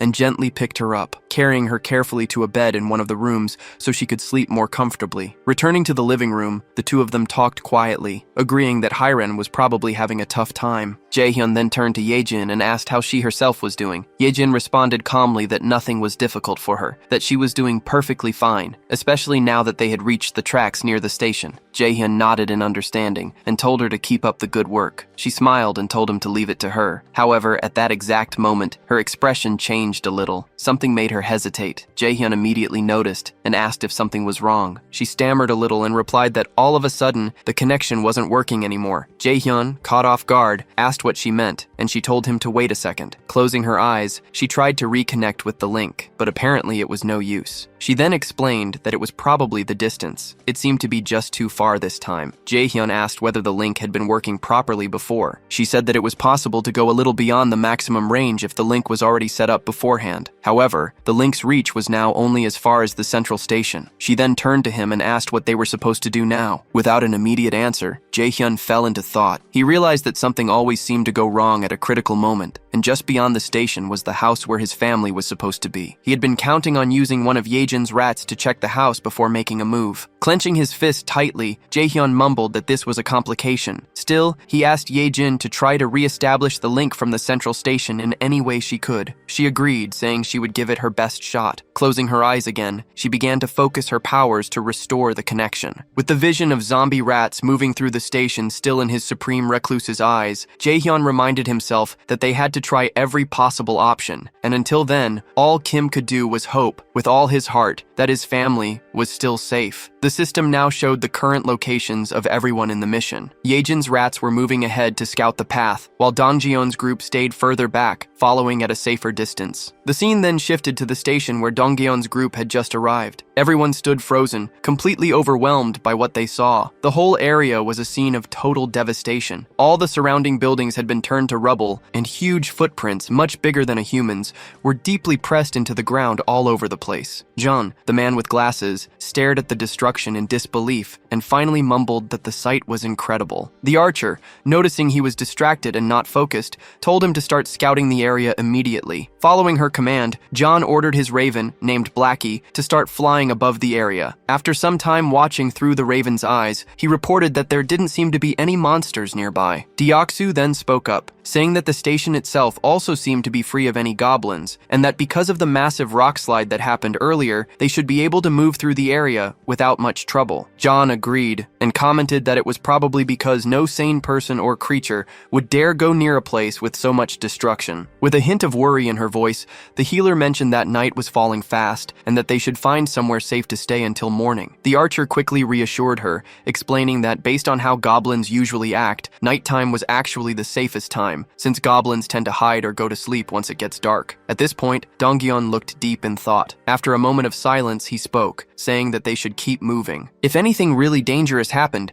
there was a good chance Jian would summon them back right away. Suddenly, one of Yejin's small rats appeared, making faint gestures as if trying to show them something important. The whole team stopped, recognizing it immediately as one of Yejin's specially trained rats. They took this as a sign to follow it without question. Quietly and carefully, they started to follow the rat as it scurried ahead, guiding them through the eerily silent night in the ruined city. As they walked along the path, someone commented that the station ahead looked like it had been turned into a shallow lake. John asked if that might be from the giant's rampage. The archer replied that it was very likely. The ground had shifted a lot when the buildings fell, which could have easily created sunken areas filled with water. While they kept walking near the edge of the water, something started to move beneath the surface of the lake. Slowly, almost unnoticed at first, something big began to rise, coming completely out of the water in front of them. Both Jian and Deoksu immediately felt that something was wrong. They noticed strange movements in the ripples, something that didn't match the natural motion of water. The others asked them what was going on, and Jian replied that he had just heard something. something that didn't sound like it belonged there. He squinted and looked carefully ahead, trying to make out details in the dim light. Suddenly, he pointed toward a distant figure and said that there was someone up ahead. As they all looked, they tried to figure out what they were seeing. The silhouette looked human at first, and they wondered if it might be a woman. But as their eyes adjusted and they looked more closely,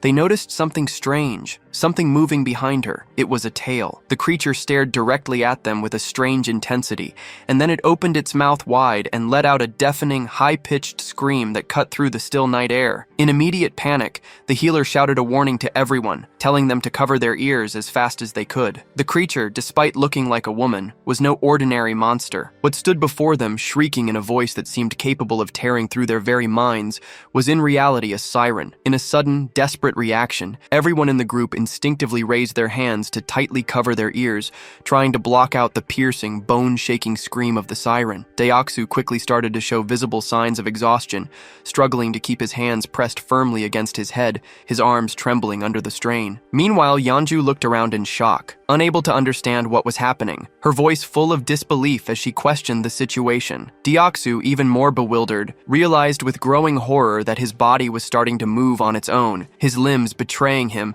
as if something else were controlling them. Moments later, as if pulled by an unseen force, both he and Yeonju started to slide helplessly toward the edge of the lake. The pull was strong and relentless, and they were dragged across the ground without being able to stop. When Yeonju hit the ground and felt the cold water, she immediately understood the danger. Watching Deoxu move toward the water so fast, she felt that if he kept going, he would be in serious trouble. Suddenly, at that very moment, sharp fangs came out of the water and lunged toward her feet, forcing her instincts into high gear. Reacting instantly, she tried to swim upward to the surface, but the monstrous creatures grabbed her legs with vicious strength, pulling her back down into the water with raw, angry force. Meanwhile, back above the surface, Dongjun and the others were still in a battle of endurance, struggling to withstand the siren's terrible scream. Their faces twisted with pain, their bodies weak, they tried to hold out just a little longer. Amid the chaos and panic, the healer closed her eyes and focused, gathering all her remaining strength. With a surge of energy, she cast a protective magical armor over the group, wrapping them in a glowing defensive shield. Now protected by the magical barrier, Dongjian felt a noticeable difference. He said that he felt much stronger, more able to resist the siren's weakening scream. The man with glasses then asked, almost out of breath, what exactly the young healer's power was. Exhausted and barely able to stand, she pleaded with them to hurry and save Deoxu and Yeonju before it was too late. But just as she finished speaking, something in the water caught her eye. A dreadful blue creature, barely visible under the surface, began to come out of the depths of the lake. From a distance, the rest of the group watched the movement and started to question, what are those bastards? Before anyone could answer, the creatures launched a sudden, brutal attack, moving with terrifying speed and aggression. Sensing the coming fight, Dongjun immediately called out to everyone, telling them to get ready. He warned them that the creatures were getting close fast. Without a moment's hesitation, the monsters leaped through the air, heading straight for the group. Dongjun quickly raised a steel rod with both hands, getting ready for the impact, ready to fight back. With powerful force, his weapon hit the creature's strike, sending shockwaves through the air. Just as the creature began to recover, it was hit by a well-aimed arrow, finally falling down. However, only one of the monsters was defeated, while several others kept coming out of the shadows. The female archer, clearly frustrated, mumbled under her breath about the endless wave of creatures. Without delay, the monsters reached the surface, surrounding the group from all sides with terrifying speed. In growing distress, Dongyeon insisted that they couldn't waste time. They had to save Deoxu and Yeonju now. Meanwhile, from the other side of the lake, something began to get the creature's attention. It was the werebear woman returning from the depths, carrying Deoxu in her strong arms. As she came up, Deoxu gasped and coughed, getting the water out of his lungs. He mumbled that he honestly thought he was going to die. Overcome with relief, the group's faces lit up with joy at the sight of their safe return. Deoxu then turned to Yeonju and, with deep sincerity, thanked her for saving him. But their moment of reunion was suddenly interrupted. The bastards started their relentless attack again, not giving the group a second to breathe. The team quickly realized the creatures weren't going to let up, not even for a moment. Deoxu immediately activated his magical armor, his body lighting up with protective energy. As the monsters kept charging forward, he yelled to the group that they would hold the line and fight until the very end. In that moment, the werebear woman planted her feet firmly and got ready to strike. As one of the creatures lunged forward, she threw a heavy punch that landed squarely on its face, sending it flying backward through the air. The creature violently crashed into a thick wooden pillar, splintering it with the force of the impact. On top of that very pillar, a goblin's body had been tied and hung. At that instant, both Dongjun and Deoksu looked up and shouted for everyone to move away quickly. Without hesitation, the group jumped back just in time as the place they had been standing was hit. Byung-ho immediately turned and asked Dongjun if he was okay. Dongjun replied that he was fine and asked what had just happened. As he saw the wreckage more clearly, Deoksu froze, unable to speak. It was the body of the goblin, still tied to the broken pillar that had fallen from above. As the group stared at the unsettling sight, the man with glasses told everyone to look up. When they did, they were horrified by what they saw. Many goblins, their bodies tied and hanging high above, arranged in the shape of a massive cross. Dongjun commented that the group had been so focused on the danger below that they hadn't even noticed what was above them. And in that moment, he came to a terrifying realization. These bastards don't care whether they're victims or monsters or humans. Just then, the female archer's bow slipped from her hand and fell to the ground. Her body started to shake uncontrollably, and she was completely speechless. She just couldn't believe what was in front of her eyes. In complete silence, she wondered to herself, could that man really be my father? Suddenly, one of the creatures charged forward at full speed. Dongjeon watched in horror as the beast sprinted directly toward the defenseless archer, who stayed frozen, completely unaware of the incoming attack. Without hesitation, he desperately screamed her name. At that very moment, a loud gunshot echoed through the air. The bullet hit the creature in midair, striking it down and sending it crashing to the ground. Holding the weapon was Byung-ho, who immediately turned to ask the archer if she was all right. Dongjun praised him for his quick reflexes in such a bad situation, but soon noticed something was terribly wrong. The archer was now kneeling on the ground, visibly shaken, her expression distant and broken. Suddenly, the man with glasses appeared, urgently calling out to Dongjeon. He said he might have found a way to deal with the situation they were in. He explained that through Blackie, he had been able to watch the surroundings from above, and that's how he found out something crucial. The painful sound that had been tormenting them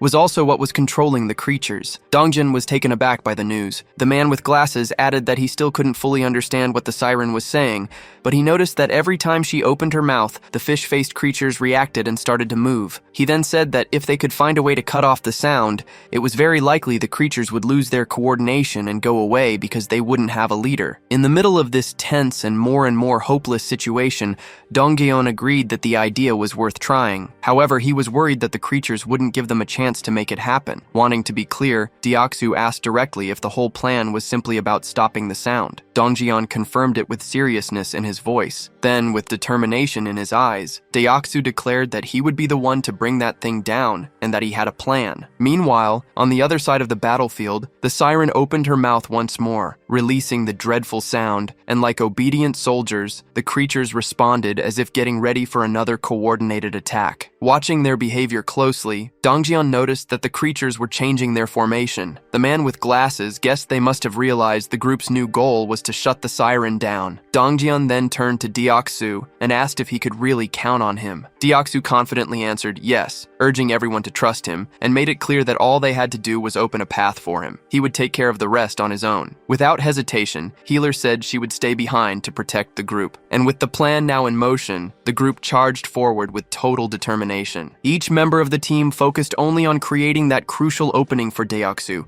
attacking the enemies without mercy, and taking down one creature after another with relentless resolve. Dongjun paused for a brief moment, looked back at Deoksu and shouted for him to move now, that this was the chance. Deoksu locked onto his target, planted his feet, and gripped his halberd with precision and strength. Then with all his might, he threw the weapon through the corridor, aiming straight for the siren. The weapon cut through the air at incredible speed, but the siren reacted quickly, dodging with ease. The halberd missed and kept going, clattering past her. The group froze in shocked silence, watching as the opportunity they had worked so hard for vanished in a single instant. Deoksu remained completely unfazed. The siren burst into a crazy laugh, along with her ugly creatures making fun of his failure. But Deoksu simply smiled, calm and collected. With a sharp look in his eye, he asked Dongjun if he had already forgotten something. Confused and frustrated, Dongjun didn't understand what he was talking about until in a sudden realization, his eyes widened. With a hint of sarcasm, Deoksu then asked, "What's the best way to deal with a fish?" As he spoke, he lifted his hand and activated the recall command on his halberd. The weapon obeyed, and on its way back, it sliced cleanly through the siren's back, stabbing her and cutting off her laughter for good. At that moment, the system notified the group. A level 33 siren had been hunted down. Experience points had been given. The halberd returned to Deoksu's hand as everyone turned to stare at the siren's lifeless body. The fish-faced creatures became confused, clearly lost without their leader, and quickly went back into the depths of the lake. This sudden disappearance brought a wave of relief over the group, as they now had one less threat to face. Without wasting a second, Dongjun went to the archer and gently asked how she was doing. She was still trembling, unable to calm herself. Concerned, Healer turned to Dongjeon, asking what they should do now. Dongjeon thought about going to find Jaehyun. Then, the archer suddenly revealed, with a trembling voice, that one of the bodies hanging on the crosses above was her father. Dongjeon was speechless. He quickly turned around, unable to accept that his father-in-law could be among those beaten-up victims. Overwhelmed by a deep, unbearable sadness, the archer collapsed into uncontrollable tears, grieving for her father. Beside her, Dongjeon fell to his knees, consumed by panic and disbelief. The whole group around them felt the weight of her sorrow as if it were their own. And right there in front of them, hanging from a cross in a terrible state, was her father's body, a heartbreaking sight that hurt the soul of every person who saw it. At that very moment, the system showed a mission reconstruction screen, this time with the archer as the target. The reward? To bring her father back to life. However, the system clearly warned that bringing him back was only possible within the boundaries of the absolute domain. Staring at the screen in a mix of urgency and desperation, Jaehyun tapped quickly on the system window, trying to finish the reconstruction process. Yejin, seeing him in such a state of despair, was absolutely stunned by his behavior. But then all of a sudden, Jaehyun stopped. He started to think more deeply about the situation and the trust the group had placed in him. He knew that if things had gotten to a point where lives were really in danger,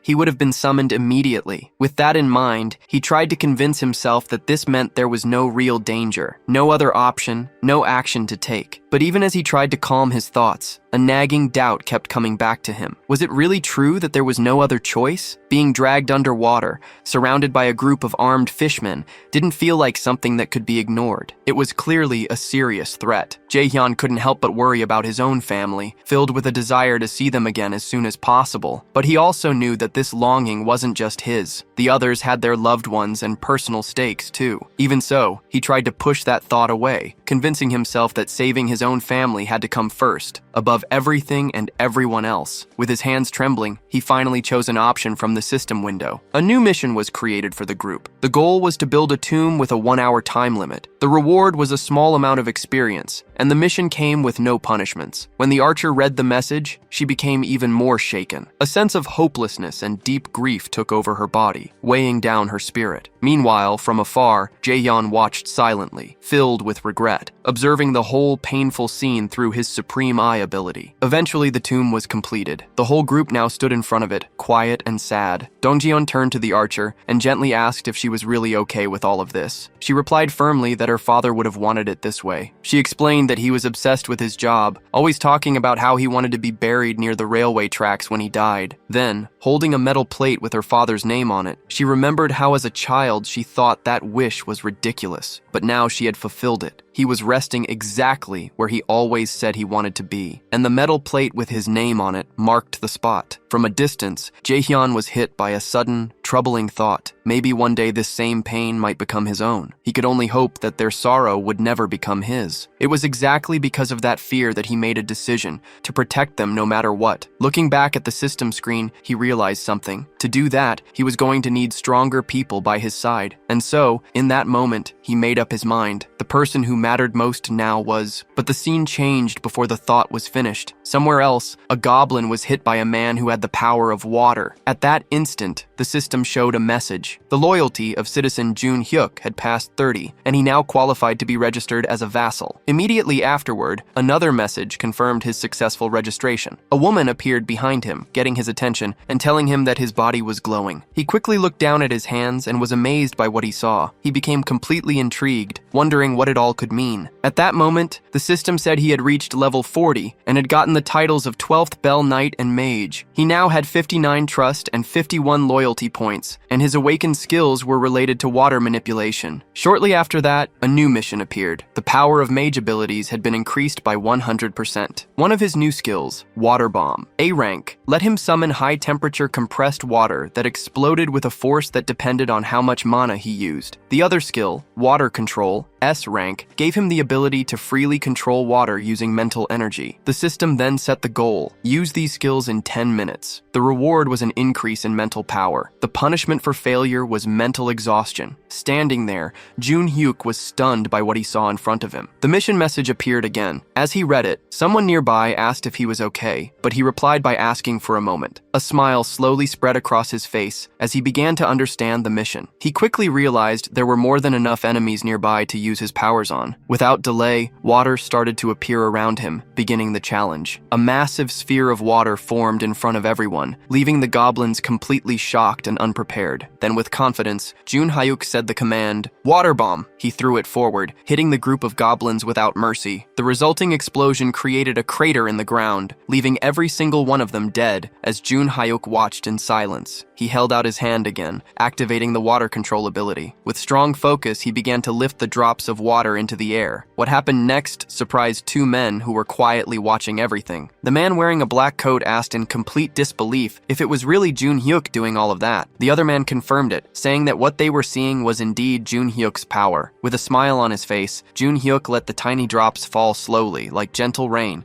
still under his complete control. Immediately after, he fell to his knees on the ground, lifted his arms up, and started to give thanks for the kindness he had just experienced. The two men, now even more confused, started to wonder aloud whether he might be losing his mind. At that exact moment, the system showed a message saying that both his trust and loyalty had increased, that the mission had been successfully completed, and that 70,251 won had been used. Seeing all of this, Jaehyun was completely taken aback. He really didn't expect an S-rank skill to be awakened in that way. With this event, Jun Hyuk became the second person to have an S-rank skill after Yeonju. Jaehyun started to think, considering how surprising it was, especially since Jun Hyuk's original ability was just B rank, a skill that used mental energy to make water. He hadn't imagined it would get so much better. Now he wondered if this huge growth was because of Jun Hyuk's high level. Standing in front of the system window, he admitted to himself that this outcome was unexpected, but he was happy with the result he had gotten. Internally, he remembered that when the ability was still B rank, he would use mental energy to create water in any form. Now he wondered how this type of use fit into the overall strategy, the metaphorical board of pieces. He noted that in Donghyun's group, there was no need to add a new piece, since the team was already well balanced. As he thought about what his next move should be, Jaehyun kept staring at the screen. The screen now showed a message about a goblin hunt. Level 6 goblins were being eliminated one by one, and both experience points and money were being added to the account. Reading this message left Jaehyun in shock. It was already late, yet there were still people out there hunting. Suddenly, the system showed another message. The skill level had increased, and the declaration of return to home had now reached level 20. With this, 3 more skill points had been gained, along with a brand new ability. Jaehyun went into a state of panic as he read the latest update. The system also told him that the territory was expanding, and with that expansion came an intense, unbearable pain that spread through his whole body. He screamed, overwhelmed by the pain, while Yejin watched in terror, completely unsure what she should do. The pain became excruciating, but despite it, the territory kept expanding further and further without stopping. With his vision blurry, Jaehyun barely managed to see Yejin as she urgently asked if he was okay. Jaehyun was overwhelmed by a pain much greater than any he had ever felt before. It felt as though huge needles were tearing through his body,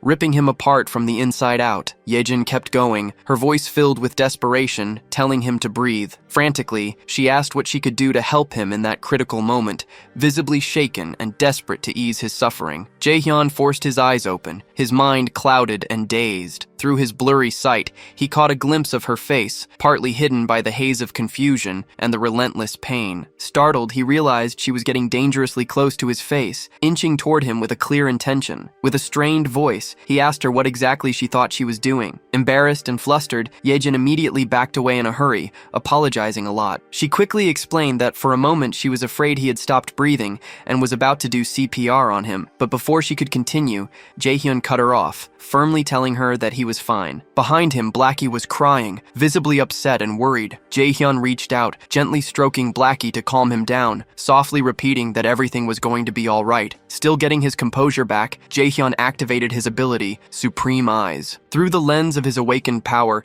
he watched the expansion happening and was immediately taken aback by how huge it was. The zone had spread both to the west and to the north, taking over streets within a full 1-kilometer radius around the complex. Lying on the ground, he finally understood the real reason for the overwhelming pain he had just gone through. The territory had expanded to its biggest size yet. Turning his attention to the system's screen, Jaehyun reflected that no matter how exhausted and drained he felt, now was definitely not the time to rest. The system showed a message saying he had earned 3 skill points for reaching level 20. Jaehyun had already decided which ability he would upgrade next. He chose to improve the skill he considered the most important for the current operation, Supreme Recluse's Eyes. Immediately after making his choice, the system notified him that Supreme Eyes had reached level 4. Soon after, a new message appeared on the screen, telling him that a multivision function had been unlocked and added to the ability. With this new feature, Jaehyun felt his field of vision expand dramatically, as though he were now surrounded by countless CCTV monitors,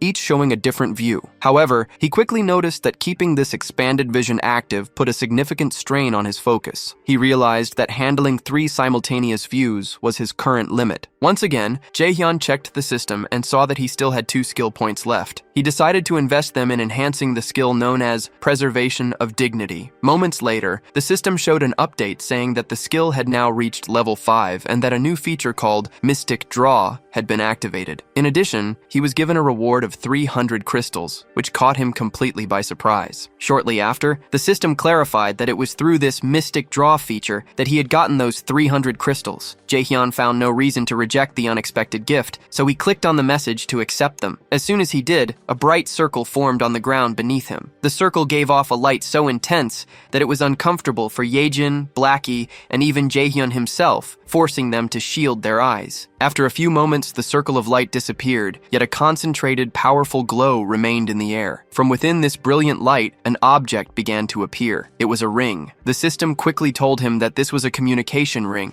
made specifically to send Jaehyun's voice directly to his vassals. Jaehyun slid the ring onto his finger, still unsure about its practical use. As he thought about its function, it became clear to him that its ability to project his voice could be perfectly suited for Dabin. But then he remembered that Dabin had already been officially registered as one of his vassals. He went into the vassal management interface in the system, which showed detailed information about Dabin. Level 25 holding the title of 11th Servant, Trust at 77, Loyalty at 100, and a newly awakened skill, Telepathy. Stunned by Dabin's new ability, Jaehyun admitted to himself that telepathy was indeed the perfect skill for someone with such communication-driven responsibilities. Suddenly, through the multi-vision function of his ability, Jaehyun saw a troubling scene. 50 people were crammed together, sharing a single housing unit to sleep in. Inside that crowded unit, Dabin tried to explain to the agitated group that the situation was only temporary. However, her words were met with anger and indignation, as if she were treating them like they were unimportant. One man, visibly furious, raised his voice and shouted, reminding her that they had all seen countless empty houses along the way. He demanded to know what she was even talking about, as though her excuses were completely unreasonable. Clenching their fists in frustration, several others stepped forward, insisting that at least the children should be allowed to sleep comfortably. They demanded that some of the vacant rooms be opened up, so everyone could rest properly after enduring so much. Overwhelmed by the escalating situation that was getting out of control, Dabin quickly apologized, struggling to stay calm as she explained that current policy did not allow for such allocations. The whole time, from a distance, Jaehyun watched everything unfold in silence through his supreme eyes. At that moment, the system showed a new message. A skill called Supreme Recluse's Door had been activated. With this, Jaehyun could now connect to and control all doors within the territory he had claimed as his own. Back inside the unit, just as Dabin was desperately trying to get the situation under control, a door suddenly swung open on its own. Annoyed and suspicious, one of the men immediately questioned the nerve of someone barging into someone else's home during an emergency. He reminded everyone that in times like these, people should be helping each other, not creating pointless conflicts and divisions. He demanded to know why so much unnecessary resistance was being put up against such a basic request. At that precise moment, Jaehyun stepped through the open door, catching Dabin completely by surprise. He turned to the man, his expression firm, and declared bluntly that if the man disagreed with the house rules, then he was more than welcome to leave his house immediately. The man, stunned by Jaehyun's words, demanded that he repeat what he just said. But Jaehyun, without the slightest hesitation, simply proceeded to kick him out on the spot. Seeing this sudden and firm action, the rest of the group started mumbling among themselves, noting how things had suddenly calmed down. Jaehyun then turned to face them all and asked a sharp question, asking if anyone else had complaints they wanted to bring up. With a cold and determined tone, he announced that from that moment on, the electricity, water, and gas supply to that entire unit would be cut off. Hearing this, a young woman, visibly alarmed, asked if he was serious about such an extreme measure. Jaehyun looked her in the eyes and responded shortly that, in fact, that's exactly the question he wanted to ask them. With a firm look, he stated that it was no coincidence they appeared right after the giant fell. He then asked if they came because they thought this place was capable, just like so many others who arrived every single day with the exact same mindset and expectations. His words hit the group like a bolt of harsh reality, leaving them momentarily speechless. But Jaehyun didn't stop there. He continued explaining that giving in to such demands would lead to 3 major problems. First, all the empty rooms would eventually run out, making it impossible to fit in new people who genuinely needed a place to stay. Second, the residents who had been living there, those who were already settled and following the rules, would start to feel disrespected. And third, once they gave in to one demand, the cycle of requests would never end. With absolute ruthlessness, Jaehyun raised his voice and declared that the basic rights and welfare they expected to find there simply did not exist. He stressed that the South Korean government had already fallen, and that he, standing before them, was not the representative of anyone's ideals or dreams. He admitted that some might see him as a tyrant, abusing his power, but he warned them that the world had become far too brutal, far too unforgiving,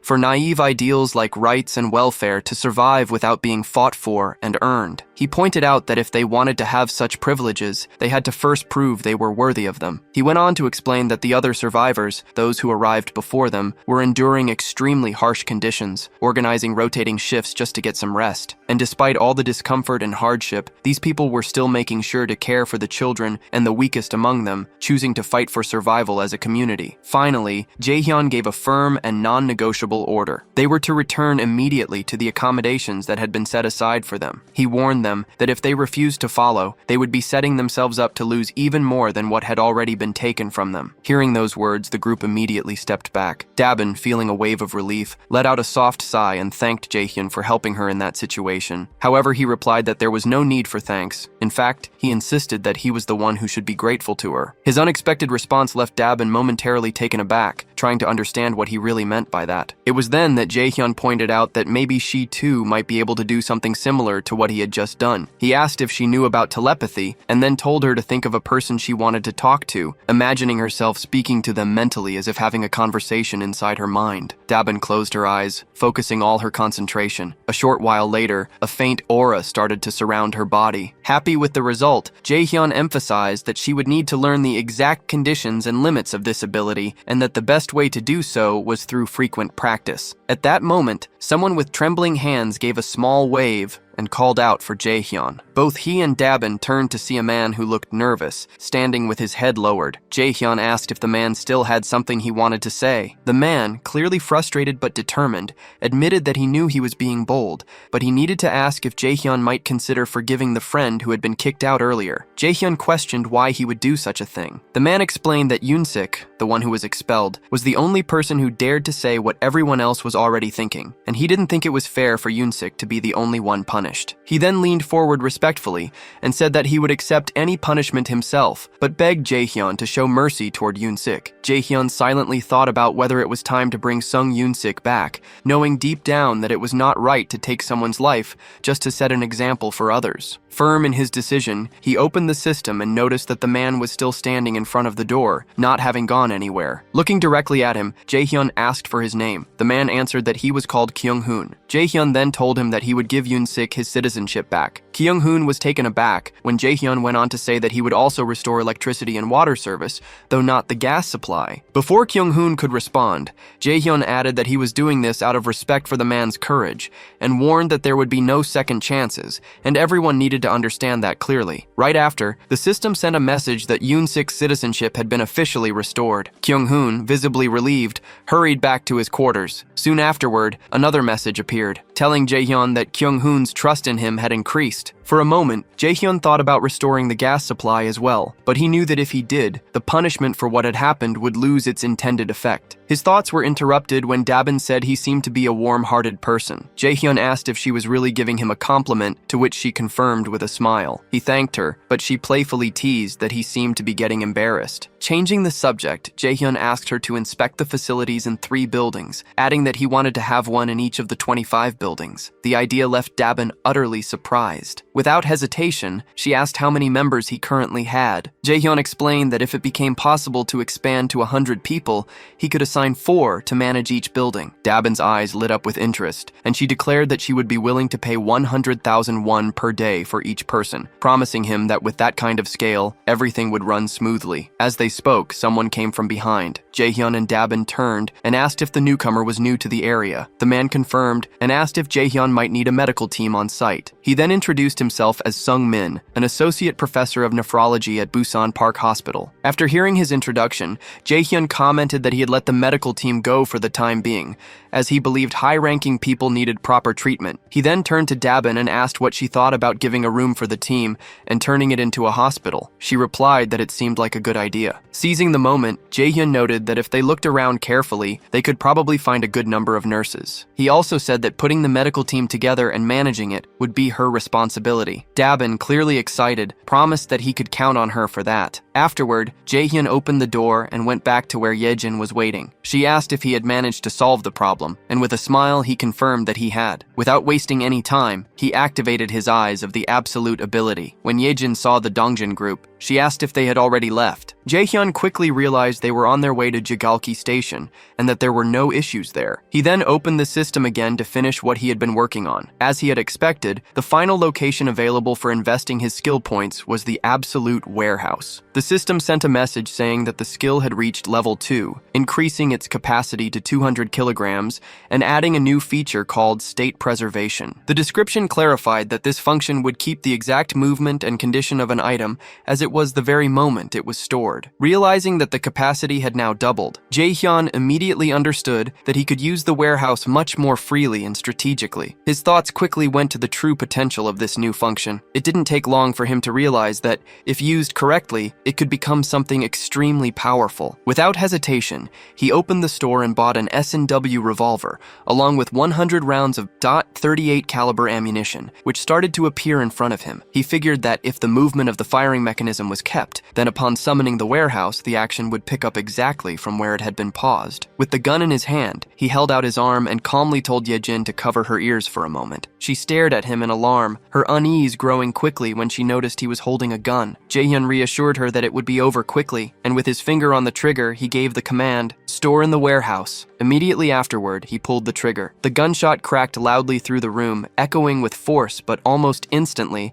the system confirmed that the storage was flawless. Feeling a surge of excitement, Jaehyun stepped out onto the balcony of the building, his mind already testing the possibilities of his prediction, while Yejin remained frozen in shock at what she had just seen. Holding out his hand, he focused hard and gave the command, "Summon." From the system's storage window, a stream of bullets started to pour out at remarkable speed. Jaehyun watched, impressed as his idea came to life exactly as planned. This, after all, was an absolutely perfect way to help Dongjin's group, who were in a fight at Jigalki Station. There, goblins were being hit one after another by the incoming bullets, falling to the ground quickly. Those that survived the initial attack turned and ran in terror, leaving Dongjin's group finally alone. Now, with new conviction and confidence, Dongjin declared that they had at last arrived at Jigalki Station. On the other side, Jaehyun tried to talk to the group, asking if they could hear his voice. Dongjin was caught off guard, genuinely surprised to hear him so clearly. Watching Dongjin's startled reaction, Jaehyun quickly figured out that everyone in the group must be hearing his voice without any trouble. With that in mind, he explained that communication would continue that way from now on, and he told them all to go to exit number 2. When they finally reached the exit, Dongjin Jaehyun looked around carefully, observing the surroundings, which were now completely ruined. From a distance, Jaehyun thought silently about the fact that from this moment on, they were stepping into truly unknown territory, where every path could hide a threat. Meanwhile, Yejin was still struggling to reconnect with the rats at the central hub, but despite her efforts, she hadn't succeeded. Without that crucial connection, the group moved forward blindly, completely unprepared for whatever might be waiting for them. In the middle of this uncertainty, Dongjian broke the silence, saying the question that was on everyone's mind: where should we go now? Jaehyun gave them directions with calm determination,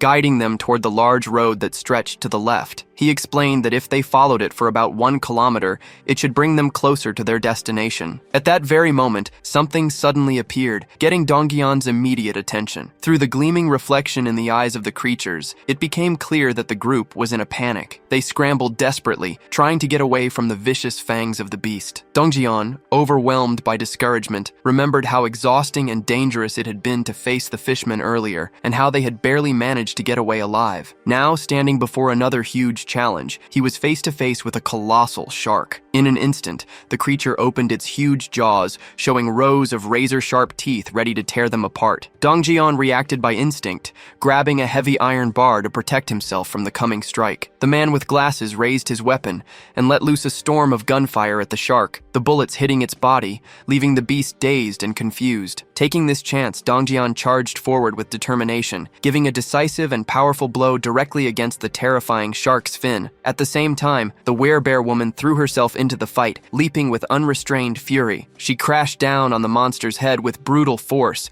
giving it a devastating wound. Almost instantly, the system sent a message announcing that a level 24 shark had been successfully hunted. Experience points were added, and a sum of money was automatically deposited as a reward. Afterward, Dongjian signaled to the man with glasses. She focused hard, connecting her mind to her raven, Blackie, and immediately got a sweeping aerial view of the area. The man with glasses froze, stunned by what he saw through the shared vision. Without hesitation, he warned the group that the whole surrounding area seemed to be filled with fish. At that tense moment, yet another figure suddenly appeared, and the whole group found themselves staring directly at an overwhelming presence. Almost at the same time, as Deoksu looked up, he noticed movement above them. It was not a single creature, but countless blue figures that looked like swordfish quickly closing in from the sky. The group got ready for yet another immediate fight. As the creatures got dangerously close, Dongjian called upon Deoksu. He raised his halberd high, focusing his energy, and his armor activated with a flash of power. In the exact moment Deoksu struck with deadly accuracy, his blow landed true. The system immediately said that a sky blue marlin had been successfully hunted, rewarding them with extra experience points and money. Without a moment's pause, the archer woman let loose a flurry of arrows, her shots rapid and unrelenting, cutting down the creatures that stubbornly lingered in the air. Her voice rang out with total conviction,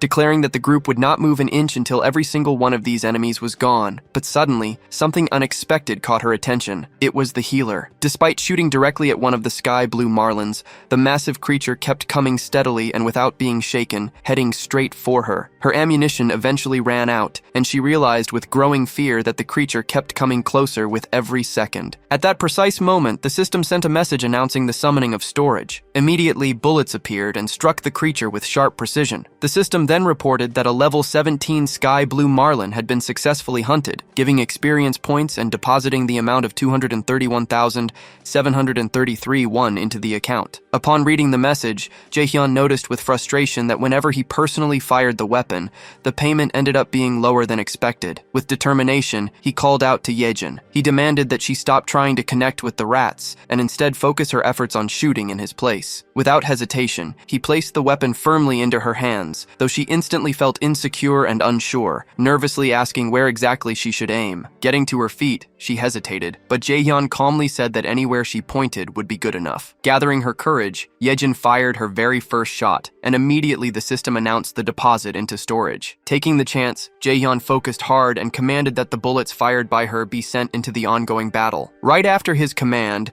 countless system windows opened in front of them, acting as gateways through which the bullets traveled, going directly into the battlefield and hitting their targets. The system then said that another level 17 sky blue marlin had been hunted, giving extra experience points and depositing more money. In the middle of the situation, Yejin urgently warned Jaehyun to step aside and reload quickly so that the assault could continue without delay. Understanding Understanding the urgency of the moment, Jaehyun thought silently that the overall efficiency of the operation had now increased for the 6th time. Even though he felt real pity for Yejin, who was clearly overwhelmed, he knew deep down that this approach was absolutely necessary. At that instant, the door swung open. Hiren, known as the Poison Girl, entered the scene, her expression filled with curiosity as she took in the chaotic sight. Upon noticing Yejin firing repeatedly, she asked the reason for the gunfire, trying to figure out whether what she was seeing was real or just some kind of illusion. In the middle of the chaos, a massive creature suddenly tried to attack. However, both Dongjeon and the werebear reacted quickly, dodging the violent attack just in time. The creature revealed itself to be red, with the huge and terrifying form of a monstrous crab. Distressed and exasperated,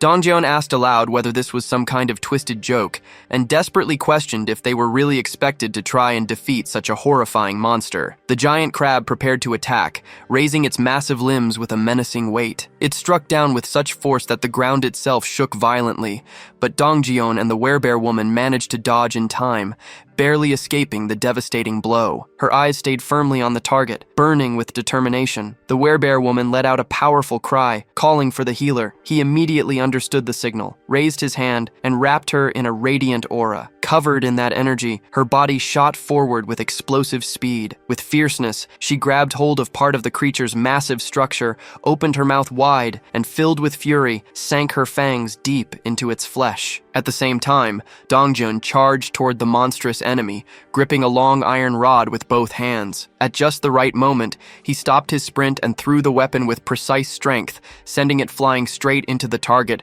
and piercing the very center of its head. From behind the crab, the werebear woman emerged once again, moving relentlessly, her determination unshaken and fixed entirely on her goal. She unleashed a decisive strike on the creature and quickly pulled back. To her shock, however, she realized that the beast was completely unharmed. Its thick shell was not affected by her attack. Then Byung-ho shouted for everyone to fall back. From above, he raised his weapon, held it firmly, and focused all his attention on the crab. Without stopping, he began firing, letting loose a relentless storm of bullets that rained down on the creature's dreadful body. Amid that chaos, Dongjeon commented on the insane durability of the enemy, his voice heavy with frustration, and he questioned what they should possibly do now. His eyes stayed on the beast, and for a fleeting moment, doubt took hold of him, as he wondered if there was truly no chance of victory. At a certain distance, carefully watching everything, Jaehyun noticed something crucial. He realized that this creature was not like the ordinary enemies they had faced before. What they needed was not just sharp hits, but a blow of overwhelming impact, something heavy and crushing like a hammer. Accepting this, he began to search frantically for an object that could deliver that kind of force. His eyes scanned every corner until finally he found a gem. A satisfied smile spread across his face, for he had found exactly what he was looking for. The system quickly told him of an item being stored in the deposit. Through his ability of communication, Jaehyun told the werebear woman that when he gave the signal, she had to leap onto the crab's shell because he had found something that could break through it. Soon after, Jaehyun raised his hand and summoned a heavy barbell, which started to appear right in front of him. Internally, he apologized to the boy who used to own it, silently promising that he would buy a new one for him later. His plan was clear. First, he let the heavy bar fall freely, letting gravity build up its full energy, and only then did he store it in the deposit. Immediately afterward, Jaehyun brought the bar back again. It shot forth through the system's window and flew toward the center of the crab's head. At that exact moment, he used his communication skill and gave the long-awaited signal to the werebear woman. The bar pierced the target with brutal force, splitting open its head and sending streams of blood spurting outward. Without hesitation, the werebear woman launched herself straight at the point of impact. Her claws were ready, sharpened and gleaming, her body fueled entirely by determination and fury. She closed the distance with fierce speed and struck with deadly precision, delivering the finishing blow that successfully ended the beast. The system immediately registered the successful hunt of the giant crab, level 35, giving experience points and depositing money into their account. Yet even after their victory, the path home looked like nothing less than a chaotic marketplace of sea monsters. Every kind of fish and crab-like abomination kept attacking mercilessly without a break. Jaehyun understood that without his support, the group would have faced countless situations that could have ended in tragedy. He accepted, with heavy resignation, that this place was simply too much to handle, even for Dongjeon's group. He thought about how, despite everyone being awakened and armed, they still struggled just to go a single kilometer. Now he had to finally admit to himself that the chances of his family being alive were almost zero. The closer he got to his home, the stronger the fear grew inside him. Still, even if there was just a 1% chance, he knew he couldn't let himself lose hope. Using his ability, he looked at the surroundings and noticed a ruined but familiar street. He thought that just beyond the narrow alley was his home, but suddenly, something unusual caught his attention: a tree. Through his communication skill, he told the group to stop immediately. He knew this city well. It was the place where he was born and raised, and he was sure of what belonged there and what did not. Observing carefully, he realized that there had never been a tree like that on the main road. And even if there had been, the city would never have left it standing there. This meant that the tree appeared only after the world had fallen apart. Using his ability once more, Jaehyun pointed out the strange thing to everyone. He asked if they too could see the massive tree ahead. The group confirmed that they could. Jaehyun then declared firmly that the tree was not what it seemed. It was a monster. He told them to get ready for an attack. At that very moment, something strange happened. A single enormous eye opened on the trunk of the tree. In front of the group, the figure woke up, and everything around them started to shake, as if the world itself were backing away from its presence. The archer remained firm, her gaze fixed upward. A shot was released, flying toward the monster and piercing a part of its trunk. Yet that was not enough to stop it. With each passing instant, it rose higher, lifting itself from the ground as though leaving the very surface that once held it. Faced with that overwhelming threat,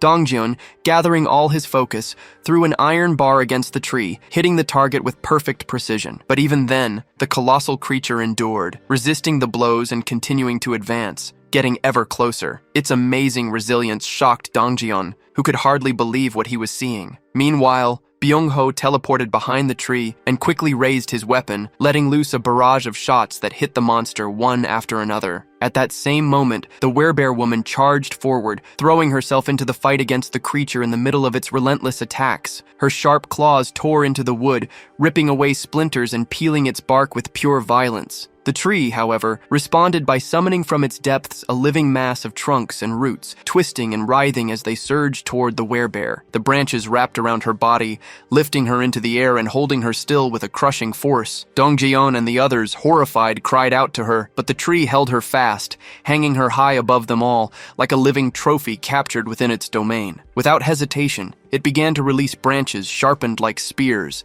twisting dangerously as they pushed toward the werebear. Overcome with despair, she let out a cry, her voice filled with anguish. At that instant, Byung-ho appeared in front of her, putting himself in her defense. The werebear woman begged him to step back, pleading for him not to put himself in danger, yet he stood his ground, unwavering, ready to face the piercing tip of the branch that came ever nearer. But to his surprise, the monster stopped. Its branches pulled back, going back into the surface. On the other side, Jaehyun too was taken aback by the tree's sudden withdrawal. The unexpected pause forced him to think about what could have caused such a change. Through his communication ability, Jaehyun ordered Dongjeon to have Yeonju retreat, while the others kept going toward the creature. Dongjeon hesitated, questioning if it should really be only Yeonju who went back, but Jaehyun confirmed without faltering, so Dongjeon gave the command. While the companions got ready to resume the attack, she obeyed and stepped back as told. From a distance, Jaehyun watched carefully, analyzing the scene and wondering if the reason behind the creature's withdrawal was indeed what he suspected. Deoksu, on his side, prepared himself, double-checking that everything was under control. At that moment, the great tree started to move once more, and as everyone got ready for combat, confusion spread among them as they asked themselves what was really happening. Then the monster slowly returned to its original place,